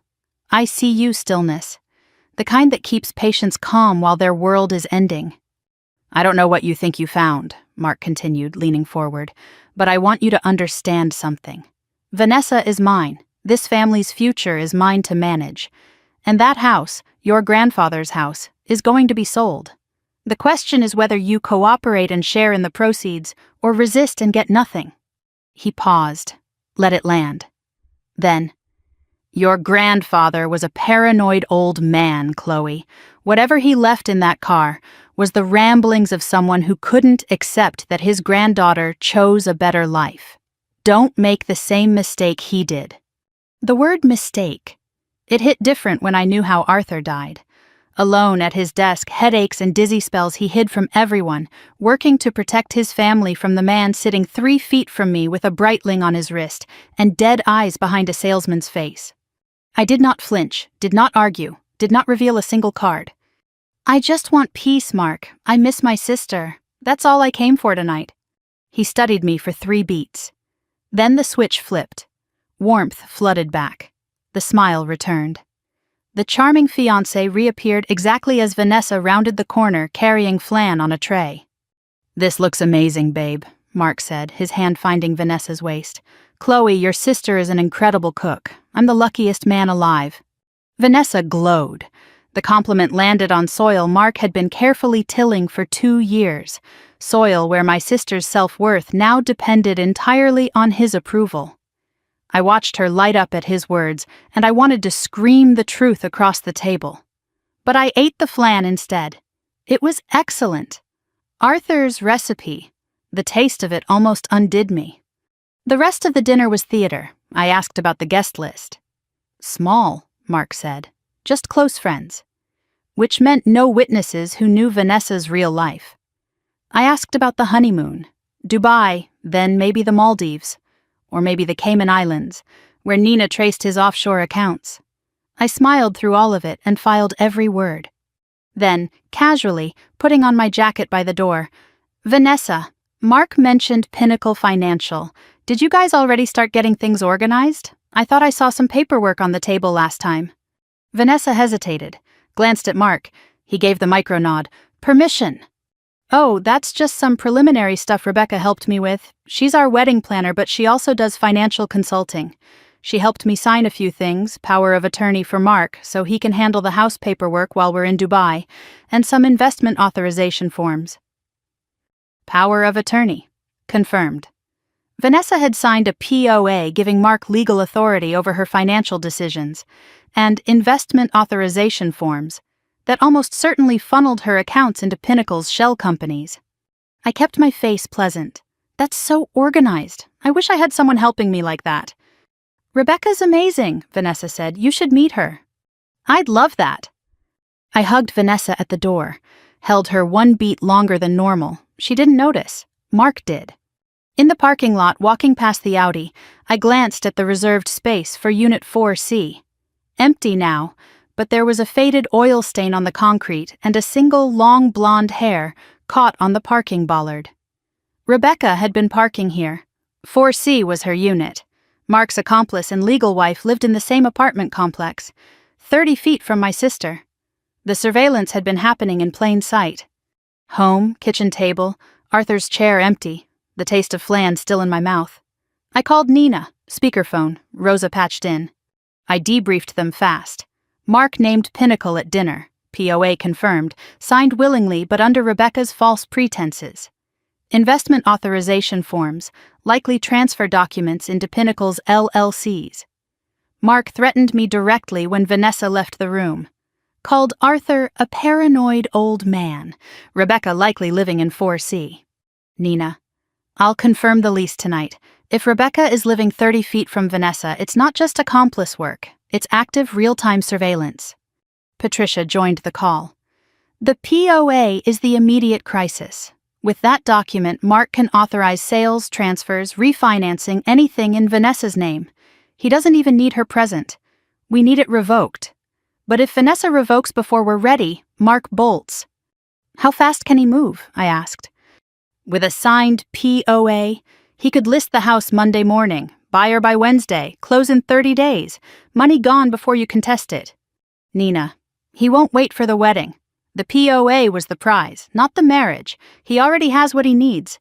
I give it 72 hours before he makes his first move." 72 hours. The Dubai wedding was 10 days away, but Mark didn't need the wedding anymore. The POA gave him everything. Silence on the call. Then Patricia. We move Lucille's Thursday meeting up. Combine it with our play. One event, one room. Mark, Rebecca, Lucille, Vanessa, everyone together. Detective Castillo in the next room. When? Tomorrow, Saturday. I'll frame it as an emergency pre-wedding estate consultation at my office. Vanessa invites Mark. Lucille keeps her appointment. Mark thinks he's consolidating both targets under one roof. He'll love it, Nina said. 2 birds, 1 meeting, he won't resist. And Rebecca? Mark will bring her. He always brings her to closings. She's his closer, his pressure, his validator. He'll introduce her as the wedding planner or the financial advisor. The moment she walks into that room, Castillo has both of them. I hung up, sat in the dark kitchen. The lamp above the stove was the only light, the one Arthur left on every night because Clara used to get up for water and he didn't want her stumbling. He kept it on for 20 years after she died. Tomorrow. Everything converges tomorrow. In a conference room in downtown Phoenix, I would watch the man who tried to destroy my family walk into a trap my grandfather started building 18 months ago. I texted Vanessa, "Hey sis, had such a nice time tonight. Could we talk tomorrow, just us? I have something I need to tell you." 3 dots. Then, of course, come over in the morning. Mark has a golf game, just us. Just us. Exactly what I needed. Because before the trap springs on Mark, I have to tell Vanessa the truth. All of it, and she has to choose which side she stands on. Saturday, 8:12 in the morning. Mark was on the golf course, confirmed by Nina's operative, who watched him tee off at 7:45 at Greyhawk Golf Club. 18 holes, 4 hours minimum. I had a window. I drove to Scottsdale in the F-250 with the manila folder in my bag and Arthur's USB in my jacket pocket. I'd rehearsed nothing. There is no script for telling your sister that her fiancé is a bigamist who has destroyed multiple families and is planning to steal everything your dead grandfather left behind. Saturday light on the 101, softer than weekday rush. I passed the McDowell Road exit. Harold's shop was down there, the Mustang waiting. I thought about Arthur recording his video, crying into a webcam because he couldn't tell anyone the truth out loud. Today, I would say it for him. I pulled into the complex, glanced at the space for 4C. A silver Honda Civic sat there, Arizona plates, Rebecca's car 30 feet from my sister's door. Vanessa opened the door in sweatpants and Arthur's old Arizona State shirt, faded and soft from 1,000 washes. No makeup, hair in a messy bun. She looked younger than 37. She looked like the sister I grew up with. Before Mark, before the isolation, before the carefully constructed cage that she couldn't see because the bars were made of compliments and "I love you" and "let me handle everything." The apartment was different without Mark, quieter, less staged. Vanessa had put daisies in a mason jar on the table, something she used to do every Sunday at Arthur's house. A habit that belonged to the Vanessa who existed before Mark. Coffee? Please. We sat at the small kitchen table. Vanessa wrapped both hands around her mug, a nervous habit I hadn't seen since Clara's funeral. Morning sun through the east window painted stripes across the surface between us. I didn't ease into it. I've learned from the ICU that bad news delivered slowly is bad news delivered twice, once in the anticipation and once in the words. The kindest thing is clarity. Vanessa, I need to show you something, and I need you to look at all of it before you respond. Her hands tightened on the mug. This is about Mark. Yes. Chloe, if this is about the car again. It's not about the car, it's about who he is. I opened my bag, set the manila folder on the table between us. Arthur's handwriting on the tab, Derek Hale / Mark Dalton. Evidence. Grandpa Arthur put this together. Over 18 months. Before he died. He hid it inside the Mustang because he knew you wouldn't listen to him directly. I let that land. He tried, Vanessa. 3 months before his stroke, he sat you down and showed you what he'd found. Vanessa stared at the folder. Recognition, confusion, resistance crossed her face in waves. He told me he was worried about Mark's intentions, Vanessa said quietly. I told him he was being overprotective, that he couldn't stand seeing me happy because... She stopped, looked at the folder. Because he was losing control. He wasn't losing control, he was losing time. The sentence hung between us. Vanessa's eyes went glassy, but she didn't open the folder. Not yet. What's inside? The truth, all of it, and it's going to hurt, but you need to see it the way you'd want to see a diagnosis. Complete, accurate, no soft edges. Vanessa reached for the folder. Her hand trembled. She opened it. I walked her through it the way I lay out instruments on a surgical tray. Order matters, sequence matters. You don't start with the worst thing, you build. First, the Nevada DMV photo. Derek Hale. Mark's face. Unmistakable. His real name is Derek Hale. Born Reno, 1989. He changed his name legally twice. Jason Moore, then Mark Dalton. Vanessa picked up the photo, stared at it. The face she'd kissed goodnight for 2 years staring back at her under a name she'd never heard. Second, the victim files. Diane Kowalski, Margaret Chen, photos, bank records, police reports. He married Diane in Reno in 2017 as Jason Moore, stole $340,000. Her daughter wouldn't speak to her for 2 years. He married Margaret in Tampa in 2019 as Tyler Bennett, stole $285,000. Margaret attempted suicide. Vanessa read, slowly. I watched her face the way I watch a patient absorb a terminal diagnosis, the micro stages of comprehension, each one landing like a separate blow. Shock. Then denial trying to reassemble itself. Then the first crack in the denial when the details are too specific to be invented. Third, the wedding photos. 3 different ceremonies, 3 different women, 3 different names, and in each photo, the same face. The jawline Vanessa had kissed, the smile she'd trusted, the eyes she believed saw only her. Vanessa made a sound, not a word. Involuntary, guttural, the sound of something fundamental cracking inside a person. I've heard it in the ICU. It's the sound people make when the last hope they were holding on to slips through their fingers. Fourth, the marriage certificate. Clark County, Nevada, Derek Hale and Rebecca Trent, 2014. No record of divorce, no annulment. He's still married, Vanessa. Legally married to a woman named Rebecca Trent, the woman you know as your wedding planner. Vanessa's head snapped up. Rebecca, the wedding planner? She's his wife, his accomplice. They work together. She scouts targets, builds trust, introduces Mark. She's been living in Unit 4C of this complex, 30 feet from your front door. The color drained from my sister's face. She looked toward the window, toward the parking lot, toward 4C, toward the woman she'd been confiding her hopes and anxieties to for 3 weeks. The woman who helped her pick out flowers and cake samples and a dress.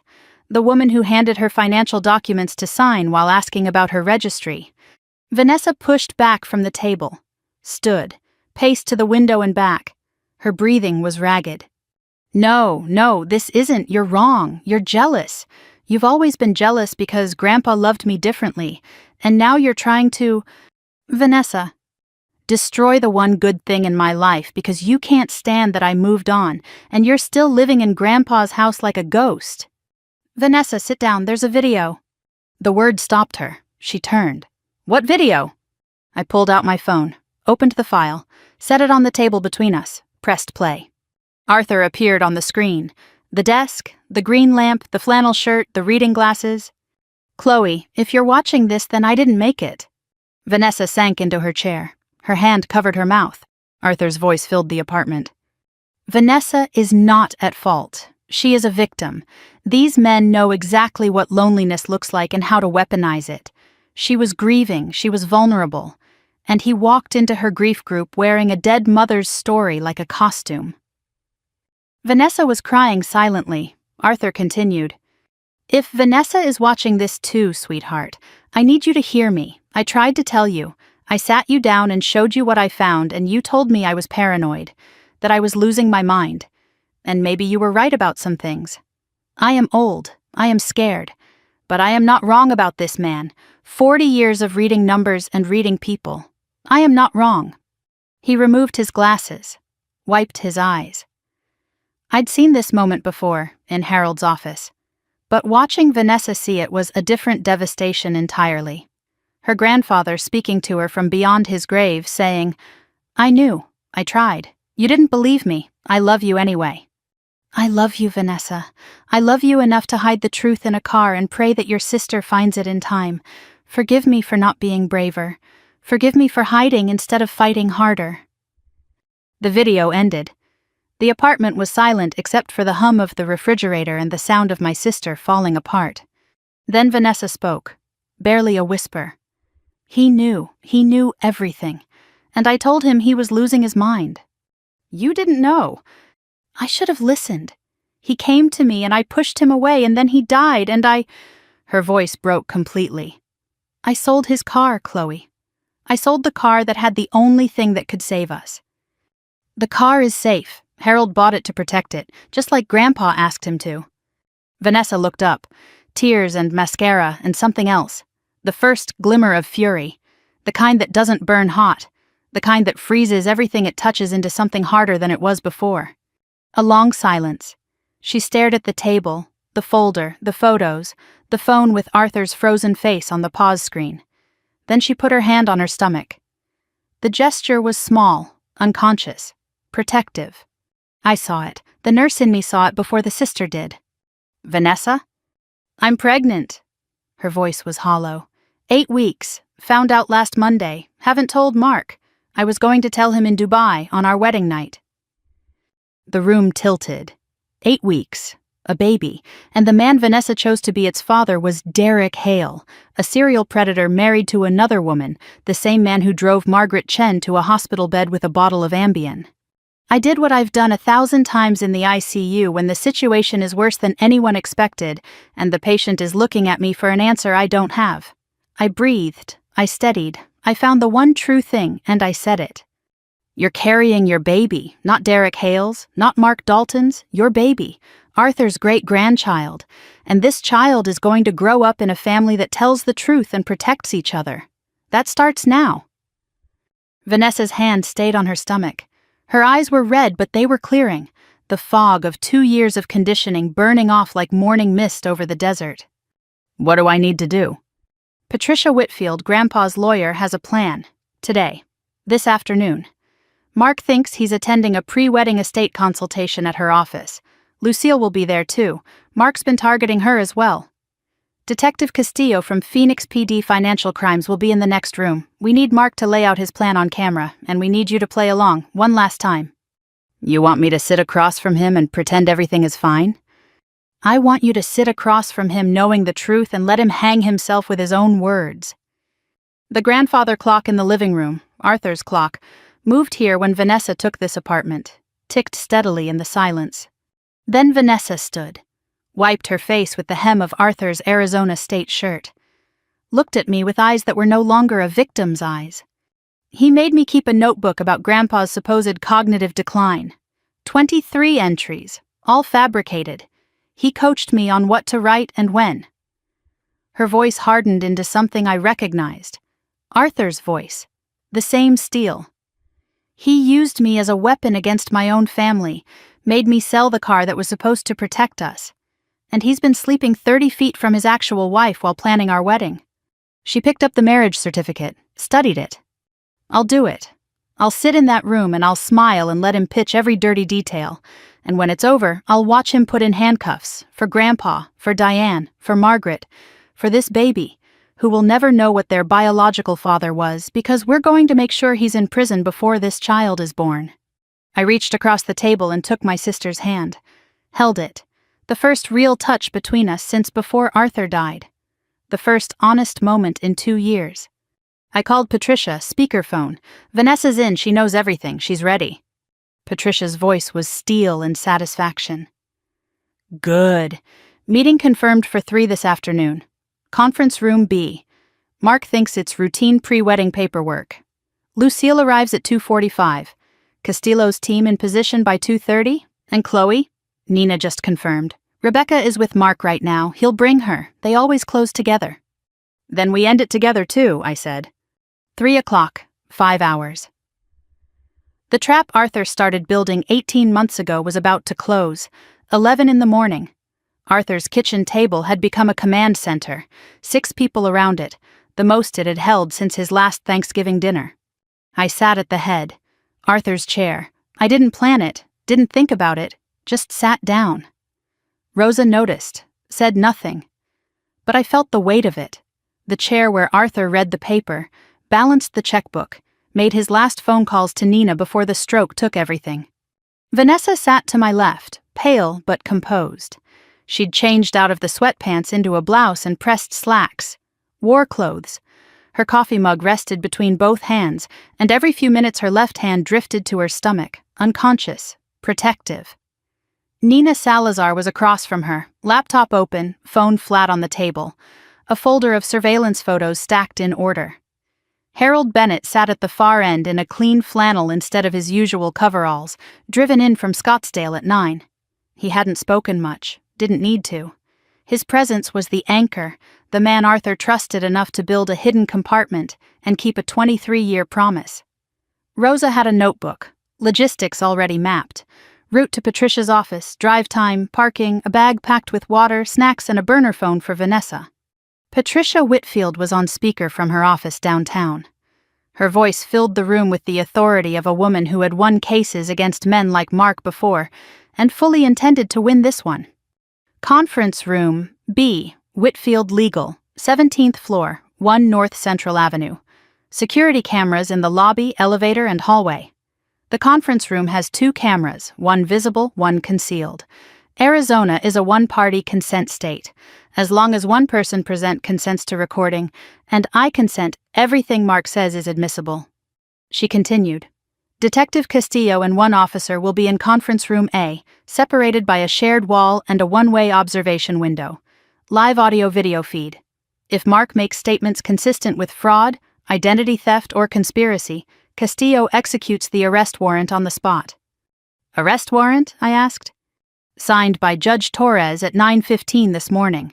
Based on Nina's evidence package, victim statements, financial records, forged LLCs, bigamy documentation. The warrant covers Derek Hale, also known as Mark Dalton, Jason Moore, Tyler Bennett. Separate warrant for Rebecca Trent as co-conspirator. The warrants were signed. The judge had seen everything. This was no longer investigation. This was execution. Nina briefed Vanessa on her role. The most critical, the most painful. You called Mark this morning and told him Patricia, your grandfather's estate attorney, wants a pre-wedding meeting to finalize the inheritance paperwork. You framed it as your idea. Babe, let's get everything squared away before Dubai. Mark agreed immediately. He was thrilled, Vanessa confirmed. Her voice was flat. Said it was exactly what he'd been hoping for. He'll bring documents, pre-prepared forms, investment proposals, whatever he needs you to sign. Your job is to let him present. Ask easy questions. How does this work? Let him explain. Every detail he gives is another nail. What about Rebecca? Mark texted her this morning. Nina intercepted it through the phone tap Castillo authorized. He told her to come as his financial advisor. She'll be there. Vanessa's jaw tightened. Good, I want to see her face. Harold spoke for the first time. What about Lucille? Patricia answered, Lucille arrives at 2:45, 15 minutes before Mark. She'll already be seated, comfortable, with coffee. When Mark walks in and sees her, he'll think it's a bonus. 2 targets, 1 meeting, he'll be greedy. Greed makes people careless. Rosa raised something I hadn't considered. What if Mark gets suspicious when he sees Chloe? He won't, Patricia said. Chloe told him at dinner she wanted peace. She'll be there as moral support for Vanessa, family solidarity. Mark will read it as Chloe falling in line. His narcissism will fill in the blanks for us. The plan was tight. Everyone knew their role. At 12:30, we left Arthur's house in separate vehicles. Nina and Rosa in Nina's sedan, Harold in his truck, Vanessa and I together in the F-250. 10 minutes of silence on the drive downtown. Vanessa stared out the window. I drove. The Phoenix skyline rose ahead, glass and steel shimmering in afternoon heat. Somewhere inside that skyline, Patricia's conference room was waiting, cameras rolling, Castillo briefing his team. And Mark was finishing his round at Greyhawk Golf Club, texting Vanessa heart emojis, completely unaware that the last free Saturday of his life was ticking away. Patricia's office was glass walls and modern furniture. the kind of law firm that charges $400 an hour and earns it. The receptionist led us to conference room B. Long table, 8 leather chairs, floor-to-ceiling windows overlooking the city. The visible camera sat in the ceiling corner. The concealed one was inside the video conferencing screen on the wall, impossible to spot unless you knew. Lucille arrived at 2:45, escorted by Rosa. Navy blue dress, pearl buttons, the one she wore to church and to Frank's memorial every year. Hair freshly set. She looked dignified and slightly nervous, which was exactly the impression Mark needed. "How are you feeling?" I asked. "Terrified," Lucille admitted. Then, "and furious. That little weasel used Frank's name for his fake company. My Frank, who worked 60-hour weeks for 40 years building something real. My Frank, whose name belongs on laundromats and grandchildren's birth certificates and nowhere near that man's filth." She straightened her collar. "I'm ready." At 2:55, Nina texted from the lobby. Mark entering building, Rebecca with him, both in the elevator. I looked at Vanessa.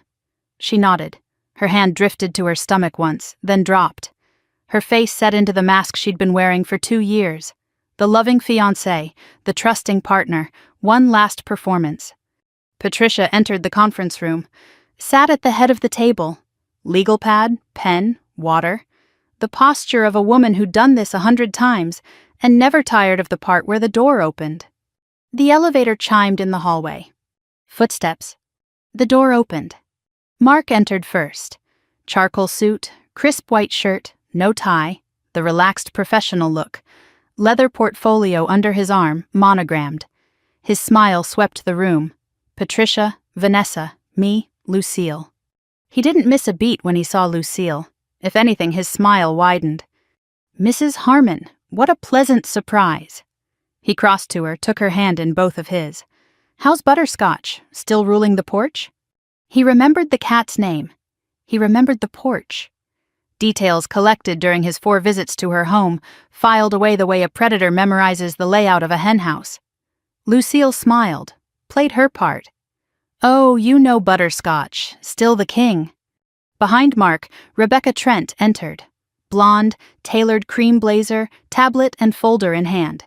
She scanned the room fast, the scan of someone who assesses environments the way I assess patient rooms, looking for threats. Her eyes passed over me and held for one extra beat. Mark introduced her. "This is Rebecca, my financial advisor. She's been coordinating the estate planning." Patricia stood, shook Rebecca's hand. "Welcome. Shall we begin?" They sat, Mark at one end, Vanessa beside him, Rebecca on his other side. I sat across from Mark, Lucille beside me, Patricia at the head. Harold was in the lobby with Nina, monitoring the live feed on her laptop. Patricia opened warm, professional. "Mark, Vanessa asked me to facilitate this meeting to ensure the family's estate is properly structured before the wedding.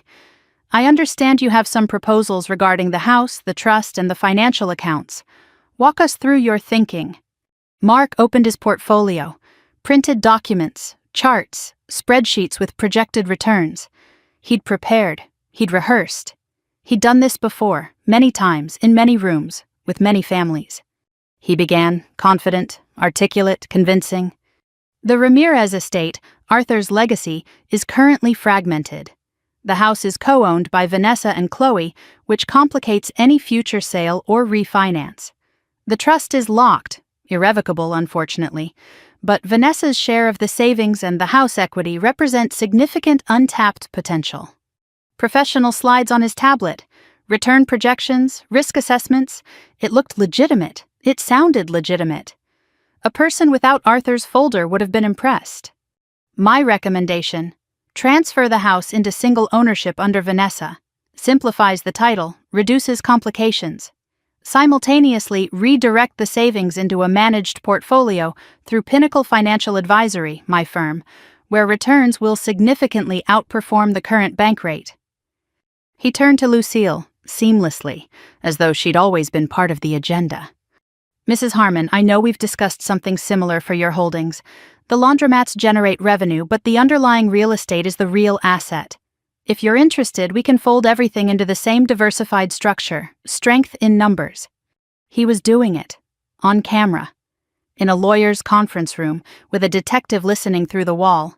He was pitching the liquidation of two families' assets into his own shell company, the company registered under Vanessa's forged signature, and he was doing it with the confidence of a man who had never been caught. Vanessa nodded along. "That makes sense, babe." Her voice was steady. Under the table, her hands were clenched so tight her knuckles had gone white. Lucille played her part perfectly. "So you'd manage everything? The laundromats, the property, the investments?" "Absolutely. One streamlined structure, less paperwork, better returns. I'm always a phone call away." The lies flowed like water, each one documented, each one admissible, each one another year on his sentence. Patricia let Mark talk for 12 minutes. He covered the house sale timeline, the refinance structure, the LLC transfers, projected returns, Lucille's portfolio. Every word recorded, every slide documented. Castillo behind the wall had heard enough for a dozen charges. Then Patricia asked the question she'd been saving. "Mark, I want to make sure I understand the Pinnacle structure. You mentioned it's your firm. Walk me through the ownership." Mark didn't hesitate. Pinnacle Financial Advisory LLC is registered in Arizona.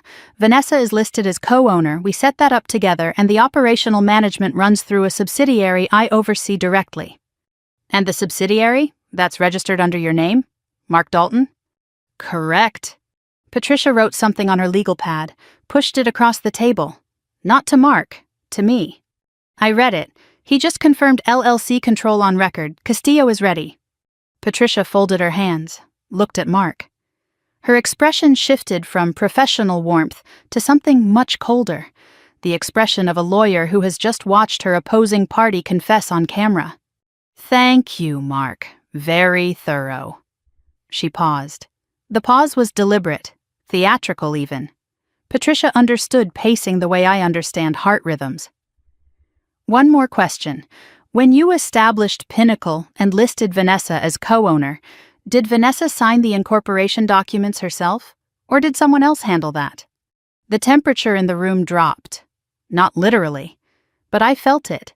The shift that happens in the ICU when the rhythm on the monitor stutters, when the patient who was stable is suddenly not. Mark's smile held, but his left hand twitched on the table. Involuntary, the body betraying the performance. "Vanessa signed everything herself, of course." Vanessa looked at him. For the first time in the meeting, she did not nod, did not smile. She just looked. Rebecca shifted in her chair. She'd been quiet the entire meeting, validator, silent pressure. But now her eyes were moving, reading the room. Something was wrong, and she could feel it the way a predator feels the edge of a trap closing. Her gaze landed on me, held. Then she looked at the conference room door, the one that connected to conference room A. The door opened. Detective Ray Castillo stepped through. 52 years old, built like a middleweight, badge on his belt, weapon holstered. Behind him, a second officer, both in plain clothes, both radiating the particular calm of law enforcement entering a controlled space where every variable has been accounted for. Mark's smile died, not gradually, instantly, like a monitor going flatline. "Mr. Dalton," Castillo said. He stopped, corrected himself. The correction was deliberate, surgical. "Mr. Hale, I'm Detective Ray Castillo, Phoenix PD Financial Crimes Division. Please remain seated." Mark's eyes darted. To the door. To the windows, 17th floor, no exit. To Rebecca, whose face had gone chalk white. To Vanessa, who was looking at him the way you look at something you have finally identified after years of misdiagnosis. "There seems to be a misunderstanding." The charm was back, reflexive, automatic, a drowning man grabbing for the only lifeline he'd ever known. "I'm a financial consultant. This is a routine estate meeting. My fiancé can confirm—" "Your fiancé," Castillo said, pulling out a document. "Or your wife?" He set the Clark County marriage certificate on the table. "Rebecca Trent and Derek Hale, 2014. Active, no dissolution." The room held its breath. 3 seconds of absolute silence. The marriage certificate sat on the conference table between Mark and Castillo like a lit fuse. Fluorescent lights hummed. Somewhere 17 floors below, Phoenix traffic moved and did not care. Then Mark's face moved. I watched it happen with the clinical precision I use to read a patient crashing. The stages of a system failing, playing out in real time across the features of a man who had controlled every room he'd entered for 15 years. Denial first, the charm reloaded, automatic, muscular. Detective, there's been a misunderstanding. I'm Mark Dalton, financial consultant. This is my fiancée, Vanessa Ramirez. Routine estate meeting. I have no idea what this document is. Steady, reasonable. He gestured toward the certificate without touching it. Castillo didn't respond. Let the silence work. Mark pivoted to Vanessa. His hand reached across the table for hers. Babe, tell them who I am. Tell them we're getting married in 9 days. Vanessa did not take his hand. She did not speak. She did not move. She sat with both hands flat on the table and looked at Mark with an expression I had never seen on my sister's face. Not grief, not anger, recognition. The terrible final recognition of seeing someone clearly for the first time after years of watching a performance. Mark's hand hovered in the air between them. Empty. Vanessa's refusal to take it was louder than any accusation anyone in that room could have made. He pivoted to Patricia. Ms. Whitfield, this is highly irregular, producing unverified documents in a client meeting. I'd like to call my lawyer. Patricia leaned back. You're welcome to call your attorney, Mr. Hale. But everything said in this room for the past 23 minutes has been recorded legally, and the warrant Detective Castillo is holding was signed this morning based on 18 months of evidence from a former FBI investigator, 2 prior victims, and the forensic accounting work of Arthur Ramirez. Arthur's name landed in the room like a stone in still water. I watched Mark's face. The reaction was micro, a flicker, a tightening of the jaw, but it was there. He'd dismissed Arthur as a paranoid old man. He was wrong. The rage came fast. Less than 5 seconds for Mark to realize that Charm was dead. The lawyer wasn't his ally. The detective had a warrant. Vanessa wasn't reaching for his hand, and the room had become a cage. He turned on Vanessa first, always the partner first. You did this. Low, pressurized, the voice I heard at the dinner table when Vanessa left to get dessert. The real voice. You went to your sister. You went behind my back. After everything I did for you, after I gave you a future, a plan, a wedding, you betrayed me. Vanessa flinched. The flinch was real. 2 years of conditioning doesn't vanish in one afternoon. But she didn't look away. Her hands stayed flat on the table. Mark saw the flinch and pressed harder. You're nothing, Vanessa. You were nothing when I found you, crying in a church basement about your dead grandfather, desperate for anyone to tell you that you mattered. I gave you that. And this is how you repay me? Then he turned to me, full weight of his contempt, unmasked, undiluted. And you, the night shift nurse who thinks she's a detective. You found some papers in an old car and you think you cracked the case? Your grandfather was a dying old man playing FBI in his living room. He didn't stop anything. He just delayed it. I looked at Mark. Didn't flinch, didn't respond. I've held hands of dying patients while families screamed at me. A con man calling me names doesn't register on the scale of things that have tested me. I reached into my bag, pulled out the laptop, set it on the table facing Mark. Pressed play. Arthur appeared, the desk, the green lamp, the flannel, the trembling hands. Chloe, if you're watching this, then I didn't make it. His voice filled the conference room 6 months after his death, in the presence of the man he spent his final months investigating. Mark stared at the screen, the rage drained. What replaced it was something I'd seen once in the ICU, when a patient fighting for days finally understands the fight is over. Not acceptance. The absence of options. I hired an investigator. I gathered the evidence. I traced the money. I found the victims. And I hid everything in the only place I knew would reach my granddaughter. Because men like you, Mark or Derek or Jason or whatever name you're wearing today, men like you always underestimate the people who build things slowly. You think patience is weakness. You think loyalty is stupidity. You think a 60-year-old car is just metal. Arthur removed his glasses, looked directly into the camera, and for a moment it was as though he was looking directly at Mark, through the screen, through the months, through the barrier between the living and the dead. But that car carried 40 years of my weekends. It carried my wife's memory. It carried the evidence that will end your career and your freedom. And it carried my granddaughter, the one you called just a night shift nurse, straight to the truth. The room was silent. Castillo watched from beside the door. Patricia had stopped writing. In the lobby, Harold put his hand over his mouth and turned away from the screen. Arthur's final words, the ones I'd heard alone in Harold's office, now heard by the man they were ultimately meant for. Scammers have a smell. I smelled it once before in 1987, when a man I trusted took $80,000 from me. I learned that smell. I never forgot it. And the first time I shook your hand, Mark, I knew. The video ended. The screen went dark. Arthur's face, the brown eyes, the reading glasses, the half-second of that crinkled smile at the very end, lingered in the room like warmth after a fire goes out. Mark was staring at the blank screen. His face was gray, not angry, not defiant. Gray. The color of a man who has just been confronted by someone he cannot charm, cannot threaten, cannot outlast, because that person is already gone, and the evidence they left behind is indestructible. He knew, Mark said, barely a whisper. Not to anyone in the room, to himself. The old man knew the whole time. From the first handshake, I said quietly. He told me. Castillo stepped forward. Mr. Hale, please stand. Mark didn't stand. His legs had stopped cooperating with his brain. The man who walked into this room 40 minutes ago, confident, portfolio under his arm, couldn't stand. Vanessa stood instead. She pushed her chair back. The sound scraped across the floor, sharp, final, the sound of a door closing. She faced Mark across the table. Her voice shook, but the words didn't. My name is Vanessa Ramirez. Arthur Ramirez's granddaughter. You told me my grandfather was paranoid. You told me he was losing his mind. You made me write a notebook, 23 entries, documenting cognitive decline that didn't exist so you could use it to discredit him if he ever spoke up.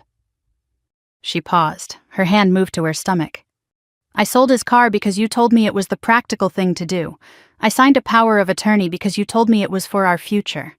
I pushed away my sister because you told me she was jealous. Everything you told me was a lie. Every single word. She reached into her pocket, pulled out the engagement ring, set it on the table beside the marriage certificate. You are not my fiancé. You were never going to be my husband, and this child. She placed both hands on her stomach, the first time she'd acknowledged the pregnancy in front of Mark. Will never know your name. Mark opened his mouth. Nothing came out. Lucille stood. 78 years old. 5'2", pearl buttons on a navy dress. She walked around the table slowly, deliberately, the way a woman walks who has buried a husband and raised foster children, and survived everything life has thrown at her for nearly 8 decades. She stopped in front of Mark. You registered your fake company under my husband's name. Her voice was steady and cold as desert stone at midnight. Frank Harmon, a man who worked 60 hours a week for 40 years building laundromats with his hands, a man who never cheated anyone out of a nickel, you put his name on your filth. She leaned closer, not threateningly, with the quiet authority of a woman who no longer has anything to fear. Arthur Ramirez was my neighbor for 30 years. He did my taxes. He fixed my fence. He brought me soup when Frank died. And even after Arthur was gone, he found a way to protect me from you, because that's what real men do. They build things. They protect people. They don't steal. She straightened, looked Mark in the eye. You lost, young man. Not to the detective, not to the lawyer, to a dead accountant and an ICU nurse and a widow with a cat. Remember that. She turned, walked back to her chair, sat, folded her hands. The room was completely still.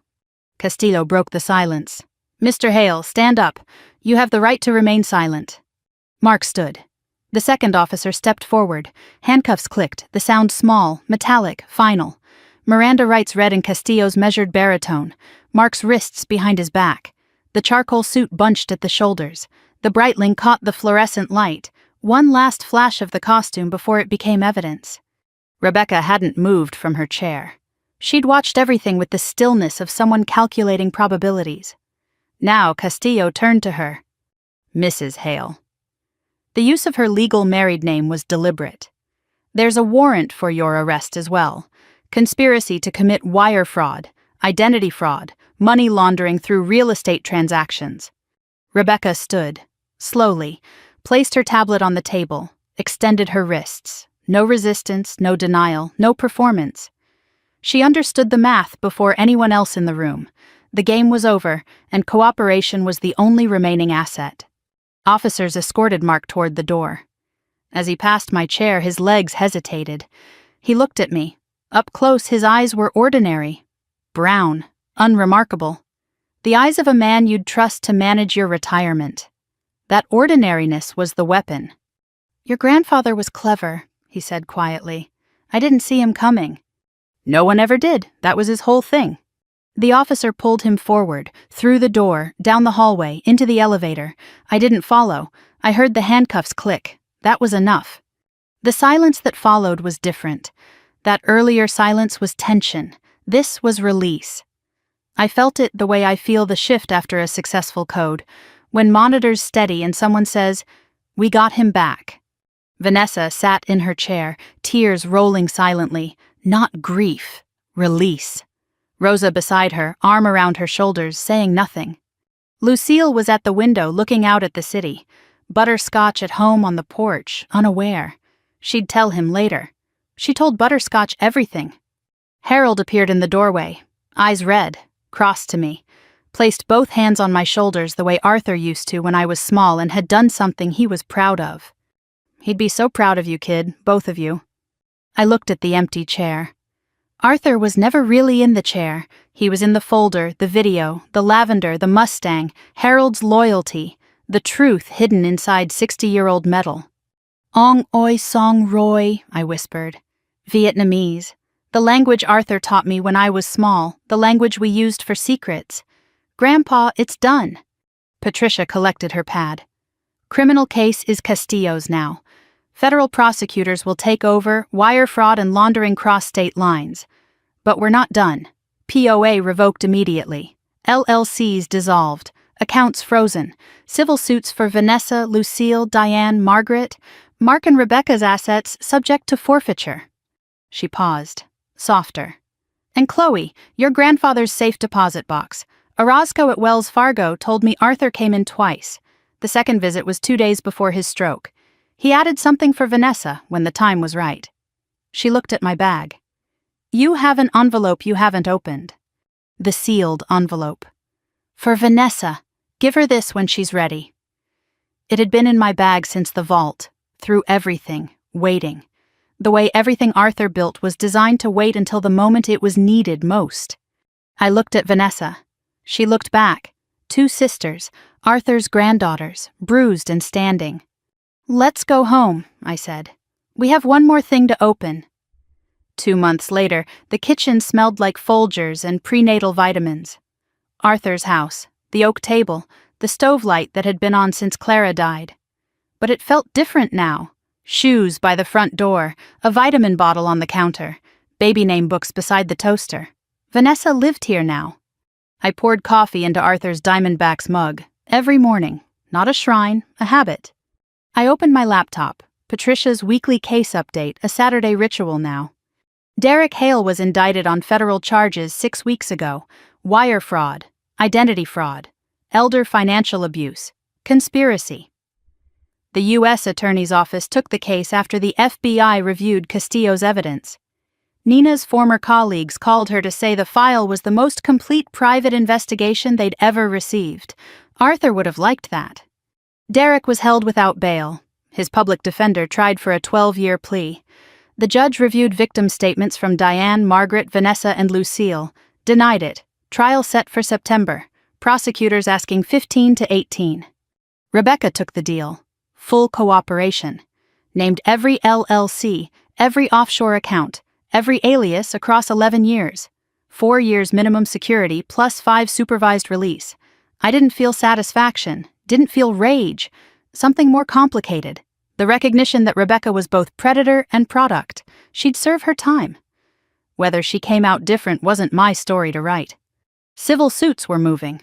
Mark's assets, Rebecca's 7 properties across 3 states, all frozen pending forfeiture. Patricia estimated 60 to 70% recovery. Not everything, but enough to rebuild. Diane Kowalski called last week. Her voice was lighter. Rachel called me, first time in 2 years. She saw the coverage, said, "Mom, I should have believed you." 4 words, 7 years of silence. 4 words fixed it. Vanessa came downstairs. 4 months pregnant now, the curve visible beneath Arthur's old Arizona State shirt. Messy bun, no makeup. She looked like herself for the first time in months. "Coffee?" "Decaf, doctor's orders." She made a face. "Grandpa would have been horrified." We laughed. The sound filled the kitchen, 2 sisters laughing at the table where we cried and fought and planned a sting operation. Laughter belonged here now. I reached into the kitchen drawer, set the sealed envelope on the table. "For Vanessa, give her this when she's ready." Arthur's handwriting, the same hand that labeled our lunchboxes and signed our report cards. Vanessa stared at it, hand on her stomach. "I thought it might be more evidence," I said. "It's not." She opened it carefully, sliding her finger under the seal the way Arthur opened mail, never tearing. Inside, a letter and a life insurance policy. $150,000. Arthur Ramirez, policyholder. Vanessa Ramirez, sole beneficiary. Purchased 14 months before his death, around the same time he hired Nina and started hiding evidence in the Mustang. Building 2 things at once. A weapon to destroy Mark, a safety net to catch Vanessa after. The letter. Arthur's handwriting, shakier than the evidence folder. Written closer to the end. "My dear Vanessa, if Chloe is giving you this, then the hard part is over. The man is gone. The truth is out. And you're standing because Ramirez women always stand. I know you'll blame yourself. Don't. I was swindled once too, 87, a man I called a friend. I blamed myself for a decade before I understood. The shame belongs to the thief, not the robbed. You trusted someone. That's not a flaw, that's who you are. Open-hearted, brave, my Vanessa who danced in the kitchen when she thought no one was watching. This money is for you, for starting over, for whatever comes next, whether that's school or travel or a house or just breathing room to figure out who you are without someone telling you who to be. I love you. I always loved you. Even when you told me I was losing my mind. Even when you sold the car. Especially when you sold the car because that meant the plan worked. Harold bought it. Chloe found the compartment. And here we are. You're going to be okay, sweetheart. You come from people who build things slowly and never give up. That's your inheritance, not money, not a car, stubbornness and love. All my heart, Papa Bear. She read it twice. The second time out loud, voice breaking on Papa Bear. The name she called him until she was 12, and he called her until the day he died. She folded the letter, held it against her chest. He still loved me, even after everything. Especially after everything. Silence. The stove light hummed. 2 sisters holding the last words he ever wrote while a baby grew between them. 3 in the afternoon, flatbed trailer turning onto our street. We stepped onto the porch. Harold's truck in the driveway, the same spot Mark once parked his leased Audi. Rosa in the passenger seat claimed she needed to supervise, but she just wanted to see the car come home. On the flatbed, the '66 Mustang. Candy apple red, Arthur's custom mix, burgundy undertone shifting like dark wine. Chrome gleaming. Every bolt as he left it. The Mustang rolled down the ramp under its own weight, tires touching Arthur's driveway. The oil stain shaped like a cracked heart lined up beneath the engine block. Home. Harold handed me the keys. Brass keychain, worn smooth, leather fob with a pressed lavender sprig laminated inside. Fully restored. Replaced the radiator hose and resealed the trunk gasket. Arthur had it on his list, note in the glove box. Radiator hose, trunk gasket before Chloe's birthday. Finished it for him. "Let me pay you, Harold." Arthur paid years ago. Said if the car ever came to my shop, hold it, restore it, return it free. Covered parts, labor, and his words, emotional distress. The man budgeted for emotional distress. That's an accountant for you. He hugged me. Not a handshake. A hug that carried 23 years of friendship that outlasted death. Vanessa ran her hand along the fender, stopped at the driver's door, opened it. The lavender sachet still hung from the rearview mirror. Harold had replaced the dried flowers with fresh ones from Lucille's garden. "I'm sorry I sold you," Vanessa whispered to the car. Her voice cracked on it, and I understood she wasn't really apologizing to the Mustang. She was apologizing to Arthur. Then she looked at me with a small broken smile. "Don't tell anyone I apologized to a car." "Your secret's safe." The weeks settled into something quieter. Each person found their way forward. Lucille's 4 laundromats were safe. She framed the Pinnacle brochure and hung it in her kitchen.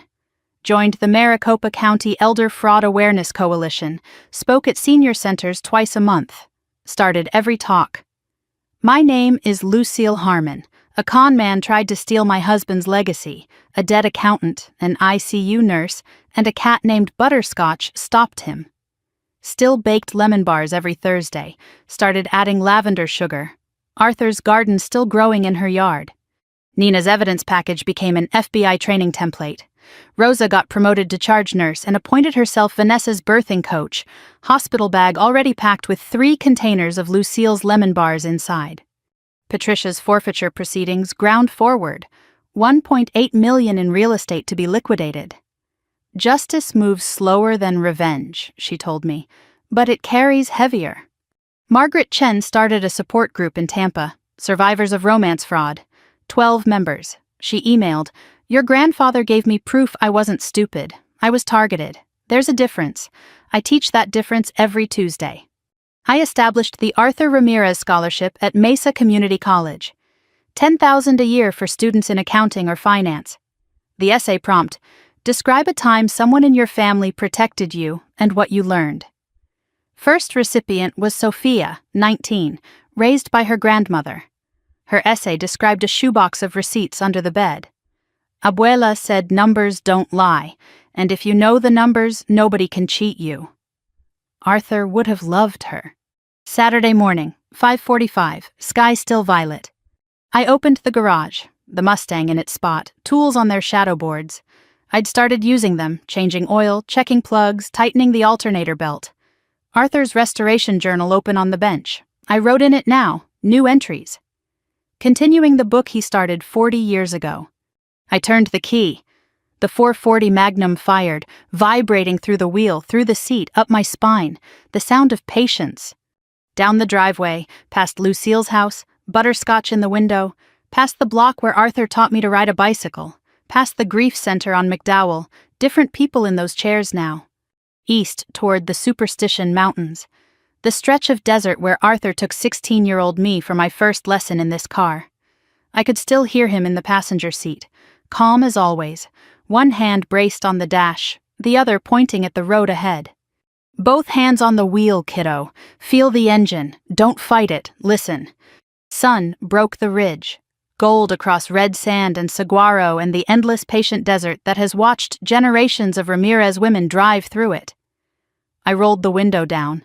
Desert air, cool, clean, tasting of creosote and the ghost of lavender from the sachet on the mirror. I reached up, touched it. The dried flowers rustled like a whisper. "I drove it, Papa. I remember everything. The car, the numbers, the patience." The engine rumbled. Desert scrolling past. "Vanessa's naming him Arthur, baby Art. He'll grow up in your house, sleep in the room we painted blue, and when he's old enough, I'll put him in this seat. Both hands on the wheel, feel the engine, listen." He didn't leave me a car. He left me a shield, a map, and a lesson I'll carry until it's my turn to leave something behind. The lesson is this: protecting the people you love doesn't require shouting. It doesn't require money or power or a badge. It requires patience, attention, and the willingness to build something slowly and trust that when the time comes, it will hold. One more thing, something Arthur never said out loud but lived every single day. You're never too old to fight for justice, and you're never too young to listen to the people who fought before you. So that's my story. That's what happened when my sister sold my grandfather's Mustang for a man who didn't deserve her and a wedding that was never real. That's what a 60-year-old car, a manila folder, and a video from a man who loved us more than he loved his own safety managed to do. I tell you this because I know some of you are living your own version of it. Maybe not a con man, maybe not a car, but someone in your life isn't who they say they are. Someone is making you feel small. Someone is telling you your instincts are wrong, that you're too old, too emotional, too paranoid, and deep down, you know the truth. Trust that feeling. It's not paranoia, it's wisdom. Arthur taught me that. If this story reminded you of someone you love, a mother, a sister, a grandmother, a friend, share it with her.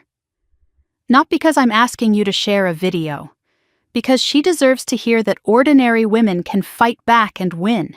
She deserves to know that patience is power, and she deserves to know she's not alone. If you've been here with me through all 12 chapters, if you stayed through the empty garage and the dinner and the sting and the arrest and the drive, thank you. You didn't just watch a story, you sat with me through the hardest thing I've ever lived through. That means something. Leave me a comment. Tell me what you would have done. Tell me about the Arthur in your life, the person who built something quietly and left it behind for you to find. I read every single one. If you want more stories like this, stories about real people fighting for justice, protecting their families, turning the tables on the ones who tried to break them, subscribe, hit the bell. I'll be here. And Grandpa, if you're listening from wherever accountants go when they're done balancing the books, the car runs beautifully, the lavender is blooming, and your great-grandson kicks every time I start the engine. I think he likes the rumble. Some details in this story have been changed for privacy and safety. The people are real. The pain was real. And the Mustang? Still parked in the garage, right where it belongs. This story is fictionalized for dramatic effect.